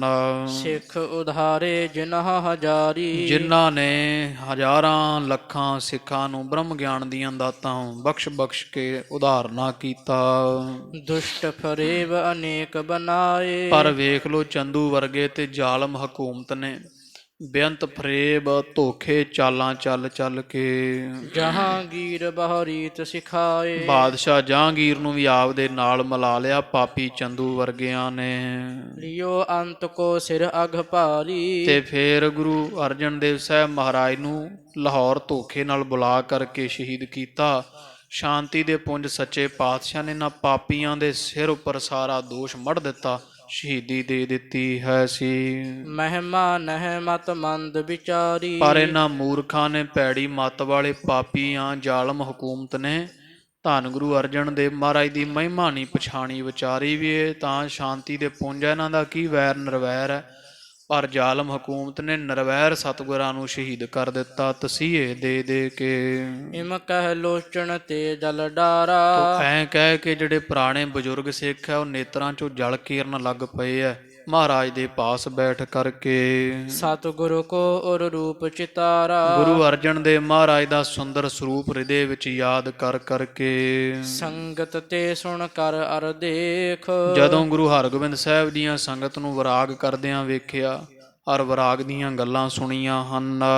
ਬੋਲੇ ਗੁਰ ਦੇ ਧੀਰ ਵਿਸ਼ੇਖ, ਤੋ ਪਾਤਸ਼ਾਹ ਵਿਸ਼ੇਸ਼ ਧੀਰਜ ਦੇ ਕੇ ਦਿੱਲੀ ਦੀ ਸੰਗਤ ਨੂੰ ਕਹਿਣ ਲੱਗੇ ਐ ਸਤਿਗੁਰ ਸਦਾ ਅਮਰ ਪਹਿਚਾਨਹ। ਕਿ ਪਿਆਰੀ ਸਾਧ ਸੰਗਤ ਜੀ, ਗੁਰੂ ਅਰਜਨ ਦੇਵ ਪਾਤਸ਼ਾਹ ਕਿਤੇ ਨਹੀਂ ਗਏ। ਸਤਿਗੁਰ ਮੇਰਾ ਸਦਾ ਸਦਾ ਨਾ ਆਵੇ ਨਾ ਜਾਏ। ਉਹ ਅਬਨਾਸੀ ਪੁਰਖ ਹੈ, ਸਭ ਮੈਂ ਰਿਹਾ ਸਮਾਏ। ਸੱਚੇ ਪਾਤਸ਼ਾਹ ਕਿਤੇ ਨਹੀਂ ਗਏ। ਗੁਰੂ ਅਰਜਨ ਦੇਵ ਮਹਾਰਾਜ ਤਾਂ ਅਮਰ ਹੈ, ਤੇ ਪਹਿਚਾਨਣਾ ਕਰੋ ਤਾਂ ਸਦਾ ਹਾਜ਼ਰ ਨਾਜ਼ਰ ਰਹਿਣ ਵਾਲੇ ਐ। ਅੰਗ ਸੰਗ ਨਿਜ ਸਿੱਖਣ ਜਾਨਹ। ਜਿਹੜੇ ਸਿੱਖ ਹੈ ਉਹ ਆਪਦੇ ਅੰਗ ਸੰਗ ਜਾਣਨ ਗੁਰੂ ਅਰਜਨ ਦੇਵ ਪਾਤਸ਼ਾਹ ਨੂੰ। ਦੋਨਹ ਲੋਕਣ ਬਿਖੈ ਸਹਾਏ। ਉਹ ਤਾਂ ਗਰੀਬ ਨਵਾਜ ਸਿੱਖਾਂ ਦੇ ਲੋਕ ਸੁਖੀਏ ਪਰਲੋਕ ਸੁਹੇਲੇ ਕਰਨ ਵਾਲੇ। ਦੋਹਾਂ ਜਹਾਨਾਂ ਵਿੱਚ ਵਾਲੀ ਸਨ, ਮਾਲਕ ਸਨ। ਦੋਹਾਂ ਜਹਾਨਾਂ ਵਿੱਚ ਰੱਖਿਆ ਕਰਨ ਵਾਲੇ। ਅਨੇਕ ਵਿਘਨ ਤੇ ਲੇਤ ਬਚਾਏ। ਜਿਹੜਾ ਸਿੱਖ ਉਹਨਾਂ ਨੂੰ ਯਾਦ ਰੱਖਦਾ ਹੈ, ਪਾਤਸ਼ਾਹ ਉਹਨਾਂ ਨੂੰ ਅਨੇਕਾਂ ਵਿਘਨਾਂ ਤੋਂ ਬਚਾ ਲੈਂਦੇ ਆ। ਕਰਨੋ ਹੁਤੋ ਸੋ ਕਾਰਣ ਤੈਸੇ। ਜਿਹੜਾ ਕਾਰਨ ਕਰਨਾ ਹੁੰਦਾ ਸੱਚੇ ਪਾਤਸ਼ਾਹ ਦੀਆਂ, ਉਸੇ ਤਰ੍ਹਾਂ ਹੀ ਕਰਦੇ। ਵੀ ਤੁਸੀਂ ਚਿੰਤਾ ਨਾ ਕਰੋ ਵੀ ਇਹ ਸਾਕਾ ਕਿਉਂ ਵਾਪਰਿਆ। ਇਹ ਗੁਰੂ ਅਰਜਨ ਦੇਵ ਮਹਾਰਾਜ ਦੀ ਮਰਜ਼ੀ ਨਾਲ ਹੀ ਵਾਪਰਿਆ ਜੋ ਵੀ ਹੋਇਆ ਹੈ। ਗੁਰ ਸੁਛੰਦ ਪਰਤੰਤਰ ਨ ਕੈਸੇ। ਕਿਉਂਕਿ ਗੁਰੂ ਅਰਜਨ ਦੇਵ ਪਾਤਸ਼ਾਹ ਪਰਮੇਸ਼ਰ ਸਨ, ਤੇ ਪਰਮੇਸ਼ਰ ਸੁਤੰਤਰ ਹੁੰਦਾ, ਕਿਸੇ ਦੇ ਅਧੀਨ ਨਹੀਂ ਹੁੰਦਾ ਹੈ। ਜਹਾਂ ਅਰਾਧਹਿ ਤਹ ਮੌਜੂਦ। ਇਸ ਲਈ ਕਿਸੇ ਨਹੀਂ ਕਹਿਣਾ ਵੀ ਗੁਰੂ ਅਰਜਨ ਦੇਵ ਪਾਤਸ਼ਾਹ ਸਾਨੂੰ ਛੱਡ ਗਏ। ਉਹਨਾਂ ਨੂੰ ਜਿੱਥੇ ਸਿੱਖੋ ਤੁਸੀਂ ਯਾਦ ਕਰੋਗੇ, ਮਹਾਰਾਜ ਉੱਥੇ ਹੀ ਸਹਾਇਤਾ ਕਰਨ ਲਈ ਆਣ ਪਹੁੰਚਦੇ ਹਾਜ਼ਰ ਹੋ ਜਾਂਦੇ ਆ। ਦਾਸਣ ਕੇ ਪੂਰਤ ਮਕਸੂਦ। ਤੇ ਦਾਸਾਂ ਦੇ ਜਿਹੜੇ ਮਨ ਦੇ ਮਕਸਦ ਹੁੰਦੇ ਆ, ਕਾਮਨਾਵਾਂ ਹੁੰਦੀਆਂ, ਉਹਨਾਂ ਸਭ ਨੂੰ ਪੂਰਨ ਕਰਨ ਵਾਲੇ ਆ, ਪੂਰੀਆਂ ਕਰਨ ਵਾਲੇ ਹਨ। ਤਿਨ ਹਿਤ ਚਿੰਤਨ ਕਰੀਐ ਕੋਏ। ਇਸ ਲਈ ਕੋਈ ਵੀ ਸਿੱਖ ਗੁਰੂ ਅਰਜਨ ਦੇਵ ਮਹਾਰਾਜ ਦੀ ਬਾਬਤ ਕੋਈ ਚਿੰਤਾ ਨਾ ਕਰੇ ਵੀ ਕਿਉਂ ਇੰਨੇ ਤਸੀਹੇ ਦਿੱਤੇ ਜਾਂ ਸ਼ਹੀਦ ਕੀਤਾ ਹੈ। ਸਿਮਰਹੁ ਅੰਤ ਸਹਾਇਕ ਹੋਏ। ਬਸ ਉਹਨਾਂ ਨੂੰ ਸਿਮਰਿਆ ਕਰੋ। ਤੇ ਗੁਰੂ ਅਰਜਨ ਦੇਵ ਸਾਹਿਬ ਮਹਾਰਾਜ ਨੂੰ ਜਿਹੜਾ ਸਿਮਰਦਾ ਜਪਿਓ ਜਿਨ ਅਰਜੁਨ ਦੇਵ ਗੁਰੂ ਫਿਰ ਸੰਕਟ ਜੋਨ ਗਰਭ ਨਾ ਆਇਓ। ਉਹਦੇ ਜਨਮ ਮਰਨ ਦੇ ਬੰਧਨ ਕੱਟ ਦਿੰਦੇ ਆ ਮਹਾਰਾਜ। ਉਹਨਾਂ ਸਿੱਖਾਂ ਦੇ ਅੰਤ ਸਹਾਈ ਹੁੰਦੇ ਹਨ। ਕਹਿਤ ਸੁਣਤ ਰਵ ਅਸਤਿਓ ਜਾਏ। ਤੋ ਮਹਾਰਾਜ ਦਿੱਲੀ ਦੀ ਸੰਗਤ ਨੂੰ ਇਸ ਤਰ੍ਹਾਂ ਸਮਝਾਉਂਦੇ ਆ। ਬਚਨ ਬਿਲਾਸ ਹੋਏ, ਸੂਰਜ ਛਿਪ ਗਿਆ, ਹਨੇਰਾ ਪੈਣ ਲੱਗਿਆ ਹੈ। ਸੋਦਰ ਚੌਂਕੀ ਭੋਗ ਸਪਾਏ। ਫਿਰ ਸੋਦਰ ਰਹਿਰਾ ਸਾਹਿਬ ਦੇ ਪਾਠ ਹੋਏ। ਸੋਦਰ ਦੀ ਚੌਂਕੀ ਦਾ ਭੋਗ ਪਾਇਆ ਗਿਆ, ਅਰਦਾਸ ਹੋਈ ਹੈ। ਕਰ ਕਰ ਬੰਧਨ ਸਭ ਕਰ ਗਏ। ਸਾਰੀ ਸਿੱਖ ਸੰਗਤ ਮਹਾਰਾਜ ਨੂੰ ਬੰਧਨ ਕਰ ਕਰਕੇ, ਨਮਸਕਾਰਾਂ ਕਰ ਕਰਕੇ ਆਪੋ ਆਪਣੇ ਘਰਾਂ ਨੂੰ ਮੁੜ ਗਈ ਹੈ। ਸੁੰਦਰ ਰੂਪ ਸਰਾਹਤ ਭਏ। ਤੇ ਜਾਂਦੇ ਹੋਏ ਮਹਾਰਾਜ ਦਾ ਸੁੰਦਰ ਸਰੂਪ ਦਿੱਲੀ ਦੀਆਂ ਸੰਗਤਾਂ ਘਰ ਜਾਂਦੀਆਂ ਸਲਾਹੁੰਦੀਆਂ, ਇੱਕ ਦੂਜੇ ਨਾਲ ਸੋਭਾ ਕਰਦੀਆਂ ਜਾਂਦੀਆਂ। ਜਿਨ੍ਹਾਂ ਦਰਸ਼ਨ ਨਹੀਂ ਵੀ ਕੀਤੇ ਘਰੇ ਸਨ ਜਿਹੜੇ, ਉਹਨਾਂ ਨੂੰ ਮਹਾਰਾਜ ਦਾ ਸੋਹਣਾ ਸਰੂਪ ਦੇ ਨੈਣ ਨਕਸ਼, ਮਹਾਰਾਜ ਦੇ ਡੀਲ ਡੌਲ ਸਰੀਰ ਬਾਬਤ ਸੋਭਾ ਸੁਣਾਉਂਦੇ ਆ। ਇਨ ਕੋ ਤੇਜ ਪ੍ਰਤਾਪ ਵਿਸਾਲਾ। ਕਹਿੰਦੇ ਭਾਈ ਧੰਨ ਗੁਰੂ ਹਰਗੋਬਿੰਦ ਸਾਹਿਬ, ਇਹਨਾਂ ਦਾ ਤਾਂ ਤੇਜ ਪ੍ਰਤਾਪ ਹੀ ਬਹੁਤ ਡਾਢਾ ਹੈ। ਚਿਹਰੇ ਤੇ ਕਿਤੇ ਅੱਖ ਨਹੀਂ ਟਿਕਦੀ ਹੈ। ਨਿਜ ਸ਼ਤਰਨ ਗਨ ਕੋ ਇਹ ਕਾਲਾ। ਇਹ ਤਾਂ ਮੰਨੋ ਵੀ ਸਾਰੇ ਆਪਣੇ ਸ਼ਤਰੂਆਂ ਦਾ ਕਾਲ ਹੈ। ਸ਼ਤਰੂਆਂ ਦੀ ਮੌਤ ਹੀ ਸਰੂਪ ਧਾਰ ਕੇ ਆਈ ਹੋਈ ਹੈ। ਜਮੂ ਸਕਲ ਕਰ ਖਾਨ ਰੂਪਾਨਾ। ਤੋ ਜਿਹੜੀ ਫੌਜ ਹੈ ਮਹਾਰਾਜ ਦੀ ਸੰਗਤ ਦਿੱਲੀ ਵਾਲੀ ਚਲੀ ਗਈ, ਤੇ ਫੌਜ ਨੇ ਵੀ ਪ੍ਰਸ਼ਾਦਾ ਪਾਣੀ ਛਕਾ ਲਿਆ ਹੈ। ਦੀਨ ਤੁਰੰਗਣ ਤ੍ਰਿਣ ਅਰਦਾਨਾ। ਘੋੜਿਆਂ ਨੂੰ ਵੀ ਦਾਣਾ ਫੱਕਾ ਸਿੱਖਾਂ ਸੇਵਕਾਂ ਨੇ ਹਾਜ਼ਰ ਕਰਕੇ ਪਾ ਦਿੱਤਾ, ਖਵਾ ਦਿੱਤਾ ਹੈ। ਬਹੁਰ ਸਭਿਨ ਕੀਨਸ ਬਿਸਰਾਮ। ਰਾਤ ਹੋਈ ਤੇ ਸਾਰੀ ਸੰਗਤ ਵਿਸ਼ਰਾਮ ਕਰਨ ਲੱਗੀ ਹੈ। ਬਿਰਾਜ ਗਏ ਗੁਰਮੁਖ ਪਿਆਰੇ। ਦਿੱਲੀ ਦੀ ਸੰਗਤ ਘਰੀ ਮੁੜ ਗਈ। ਜਿਹੜੇ ਪੱਕੇ ਮਹਾਰਾਜ ਦੇ ਜਥੇ 'ਚ ਸਿੱਖ ਰਹਿੰਦੇ ਆ, ਉਹ ਸਾਰੇ ਵਿਸ਼ਰਾਮ ਕਰਨ ਲੱਗ ਪਏ ਹਨ। ਸਤਿਗੁਰ ਸਿਮਰ ਰੂਪ ਅਭਿਰਾਮ। ਤੇ ਸਤਿਗੁਰੂ ਹਰਗੋਬਿੰਦ ਸਾਹਿਬ ਮਹਾਰਾਜ ਦਾ ਸੁੰਦਰ ਸਰੂਪ ਸਿਮਰ ਸਿਮਰ ਕੇ ਸਿਮਰਦੇ ਸਿੱਖ ਸੌਂ ਗਏ ਹਨ। ਮਜਨੂ ਥਾਨ ਰਹਿ ਇੱਕ ਸੰਤ। ਤੇ ਗੁਰੂ ਹਰਗੋਬਿੰਦ ਸਾਹਿਬ ਜੀ ਅਜੇ ਨਾਮ ਬਰਾਜੇ। ਇੱਥੇ ਮਜਨੂ ਟਿੱਲੇ ਤੇ ਹੀ ਨਾ ਇੱਕ ਸੰਤ ਜਿਹੜਾ ਹੈ ਉਹ ਰਹਿੰਦਾ। ਮਹਾਰਾਜ ਦੇ ਗਿਆਨ ਤੋਂ ਵੀ ਇੱਥੇ ਹੀ ਇੱਕ ਸੰਤ ਕੁਟੀਆ ਪਾ ਕਰਕੇ ਰਹਿੰਦਾ ਹੈ ਸੀ। ਗੁਰ ਮੁਝ ਆਏ ਮਿਲੈ ਚਿਤਵੰਤ। ਤੇ ਉਹ ਇੱਛਾ ਰੱਖਦਾ ਸੀ ਬੜੇ ਸਮੇਂ ਤੋਂ ਵੀ ਕਿਤੇ ਗੁਰੂ ਨਾਨਕ ਪਾਤਸ਼ਾਹ ਮਹਾਰਾਜ ਦੇ ਉਹਨੇ ਬੇਅੰਤ ਸਤਿਗੁਰਾਂ ਦਾ ਪ੍ਰਤਾਪ ਸੁਣਿਆ ਸੀ। ਤੇ ਉਹ ਇੱਛਾ ਰੱਖਦਾ ਸੀ ਵੀ ਜਿਵੇਂ ਗੁਰੂ ਨਾਨਕ ਪਾਤਸ਼ਾਹ ਇੱਥੇ ਆਏ ਆ, ਜਿਵੇਂ ਉਹਨਾਂ ਦੀ ਗੱਦੀ ਦਾ ਜਿਹੜਾ ਵਾਰਸ ਹੋਵੇ, ਮੈਂ ਤਾਂ ਉਹਨਾਂ ਨੂੰ ਗੁਰੂ ਨਾਨਕ ਸਾਹਿਬ ਮਹਾਰਾਜ ਵਰਗਾ ਮੰਨਾਂ ਜੇ ਮੈਨੂੰ ਆਪ ਆ ਕੇ ਇੱਥੇ ਦਿੱਲੀ ਦਰਸ਼ਨ ਦੇਣ। ਤੋ ਵੇਖ ਲਓ ਗੁਰੂ ਹਰਗੋਬਿੰਦ ਸਾਹਿਬ ਮਹਾਰਾਜ ਨੇ ਉਹਦੀ ਇੱਛਾ ਪੂਰੀ ਕਰਨ ਵਾਸਤੇ ਮਜਨੂੰ ਟਿੱਲੇ ਉਹਦੇ ਥਾਂ ਤੇ ਹੀ ਪਾਤਸ਼ਾਹ ਮਹਾਰਾਜ ਨੇ ਜਿਹੜਾ ਹੈ ਉਹ ਪੜਾ ਪਾਇਆ ਹੈ।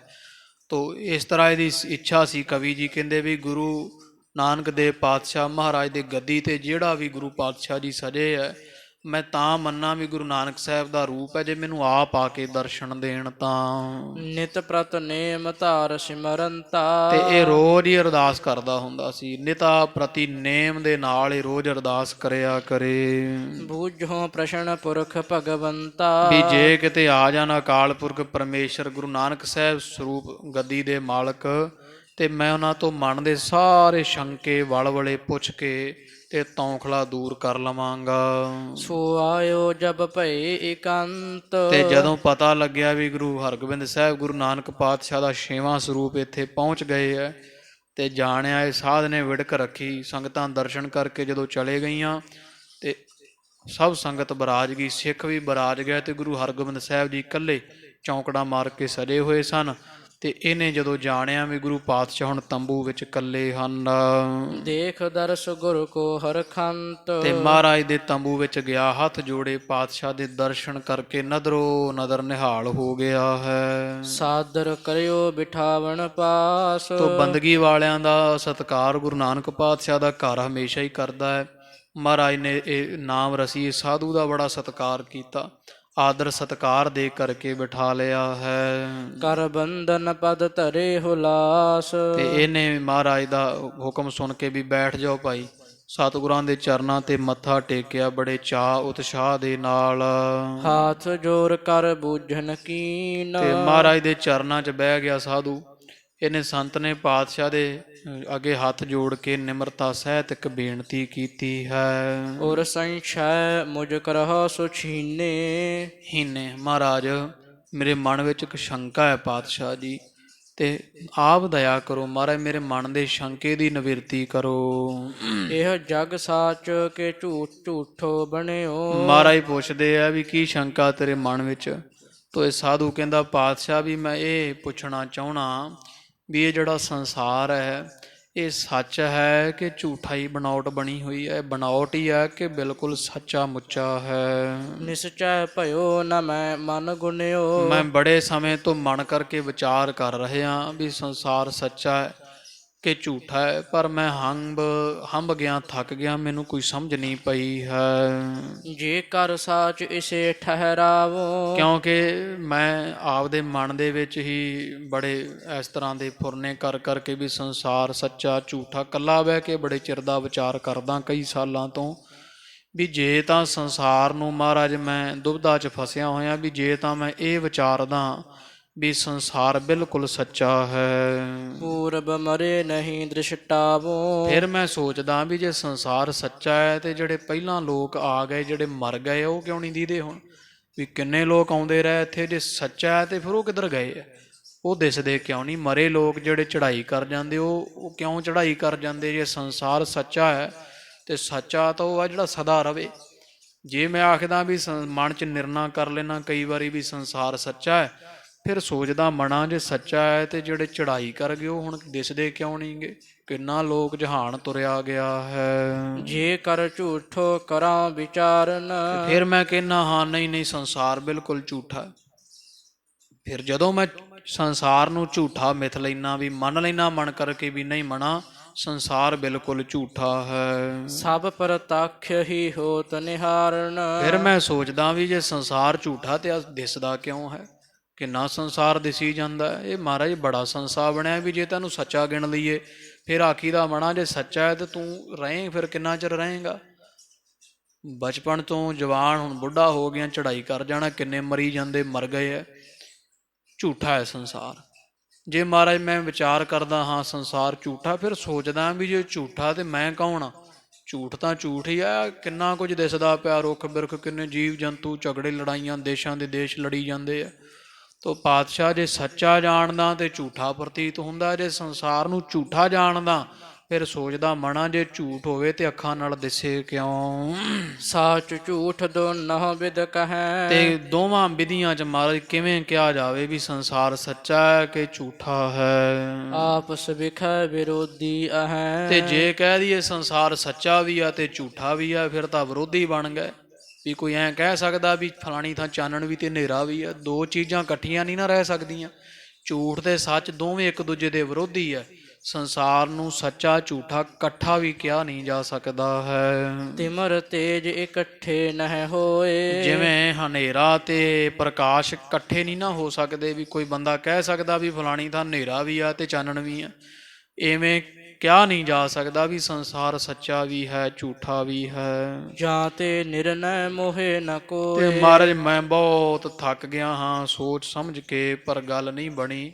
ਮੈਥੋਂ ਨਿਰਣਾ ਨਹੀਂ ਹੋਇਆ ਹੁਣ ਕੀ ਆਖੀਏ ਸੰਸਾਰ ਸੱਚਾ ਹੈ ਕਿ ਝੂਠਾ ਹੈ। ਸੁਣ ਸਤਿਗੁਰ ਤਬ ਉੱਤਰ ਦੀਨ। ਤੇ ਹੁਣ ਗੱਲ ਸਾਧ ਸੰਗਤ ਜੀ ਬਹੁਤ ਡੂੰਘੀ ਕੀਤੀ ਹੈ ਇਸ ਸਾਧੂ ਨੇ। ਧੰਨ ਗੁਰੂ ਹਰਗੋਬਿੰਦ ਸਾਹਿਬ ਮਹਾਰਾਜ ਜੀ ਹੱਸ ਪਏ ਤੇ ਸੁਣ ਕੇ ਇਹਨੂੰ ਜਵਾਬ ਦੇਣ ਲੱਗ ਪਏ ਹਨ।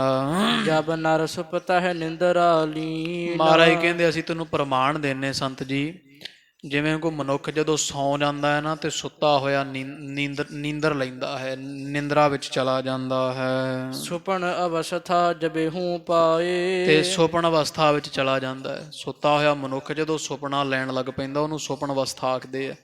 ਤੋ ਜਦੋਂ ਮਨੁੱਖ ਸੌਂਦਾ ਹੈ ਤੇ ਸੁੱਤਿਆਂ ਹੋਇਆਂ ਸੁਪਨਾ ਲੈਣ ਲੱਗ ਪੈਂਦਾ ਹੈ। ਸਗਲ ਜਗਤ ਜਾਨਹੁ ਤਿਸ ਪਾਏ। ਤੇ ਸੰਸਾਰ ਇਸ ਤਰ੍ਹਾਂ ਦਾ ਹੈ ਜਿਵੇਂ ਸੁਪਨਾ ਹੈ। ਜਗ ਜੀਵਨ ਕੈਸਾ ਸੁਪਨੇ ਜੈਸਾ ਜੀਵਨ ਸੁਪਨ ਸਮਾਨ, ਇਹ ਐਸਾ ਸੰਸਾਰ ਹੈ। ਜਬ ਲਾ ਸੁਪਨਾ ਨਰ ਕੋ ਰਹੈ। ਇਹ ਕਹਿੰਦਾ ਮਾਰੇ ਸੁਪਨੇ ਵਰਗਾ ਸੰਸਾਰ ਕਿਵੇਂ ਆ। ਪਾਤਸ਼ਾਹ ਕਹਿੰਦੇ ਜਿਵੇਂ ਸੁੱਤਾ ਮਨੁੱਖ ਸੁਪਨਾ ਲੈਂਦਾ ਹੈ ਤੇ ਜਿੰਨਾ ਸਮਾਂ ਸੁਪਨਾ ਰਹਿੰਦਾ ਹੈ, ਭਾਵ ਜਿੰਨਾ ਸਮਾਂ ਸੁੱਤੇ ਹੋਏ ਮਨੁੱਖ ਨੂੰ ਸੁਪਨਾ ਆਈ ਜਾਂਦਾ ਹੈ। ਤਬ ਲਾ ਸਾਚੋ ਹੀ ਤਿਸ ਤੇ ਲਹੈ। ਕਦੀ ਸੁਪਨੇ ਦੇ ਵਿੱਚ ਹੀ ਕਿਸੇ ਨੂੰ ਪਤਾ ਲੱਗਿਆ ਵੀ ਮੈਂ ਜੋ ਵੇਖਦਾ ਪਿਆ ਝੂਠਾ ਹੈ। ਸੁਪਨਾ ਜਿੰਨਾ ਸਮਾਂ ਆਈ ਜਾਂਦਾ ਉਹਨਾਂ ਸਮਾਂ, ਜਿੰਨਾ ਸਮਾਂ ਨੇਤਰ ਬੰਦ ਹੈ ਸੁੱਤੇ ਪਏ ਨੂੰ ਸੁਪਨਾ ਆਉਂਦਾ ਹੈ, ਉਹਨਾਂ ਸਮਾਂ ਮਹਾਰਾਜ ਕਹਿੰਦੇ ਆਉਂਦੇ ਹੋਏ ਸੁਪਨੇ ਵਿੱਚ ਕਦੇ ਨਹੀਂ ਪਤਾ ਲੱਗਦਾ ਵੀ ਝੂਠ ਹੈ। ਭਾਵੇਂ ਸੁਪਨਾ ਝੂਠ ਹੁੰਦਾ ਪਰ ਮਨੁੱਖ ਸੱਚਾ ਹੀ ਜਾਣਦਾ ਹੁੰਦਾ ਜਿੰਨਾ ਸਮਾਂ ਅੱਖ ਨਹੀਂ ਖੁੱਲ੍ਹਦੀ ਹੈ।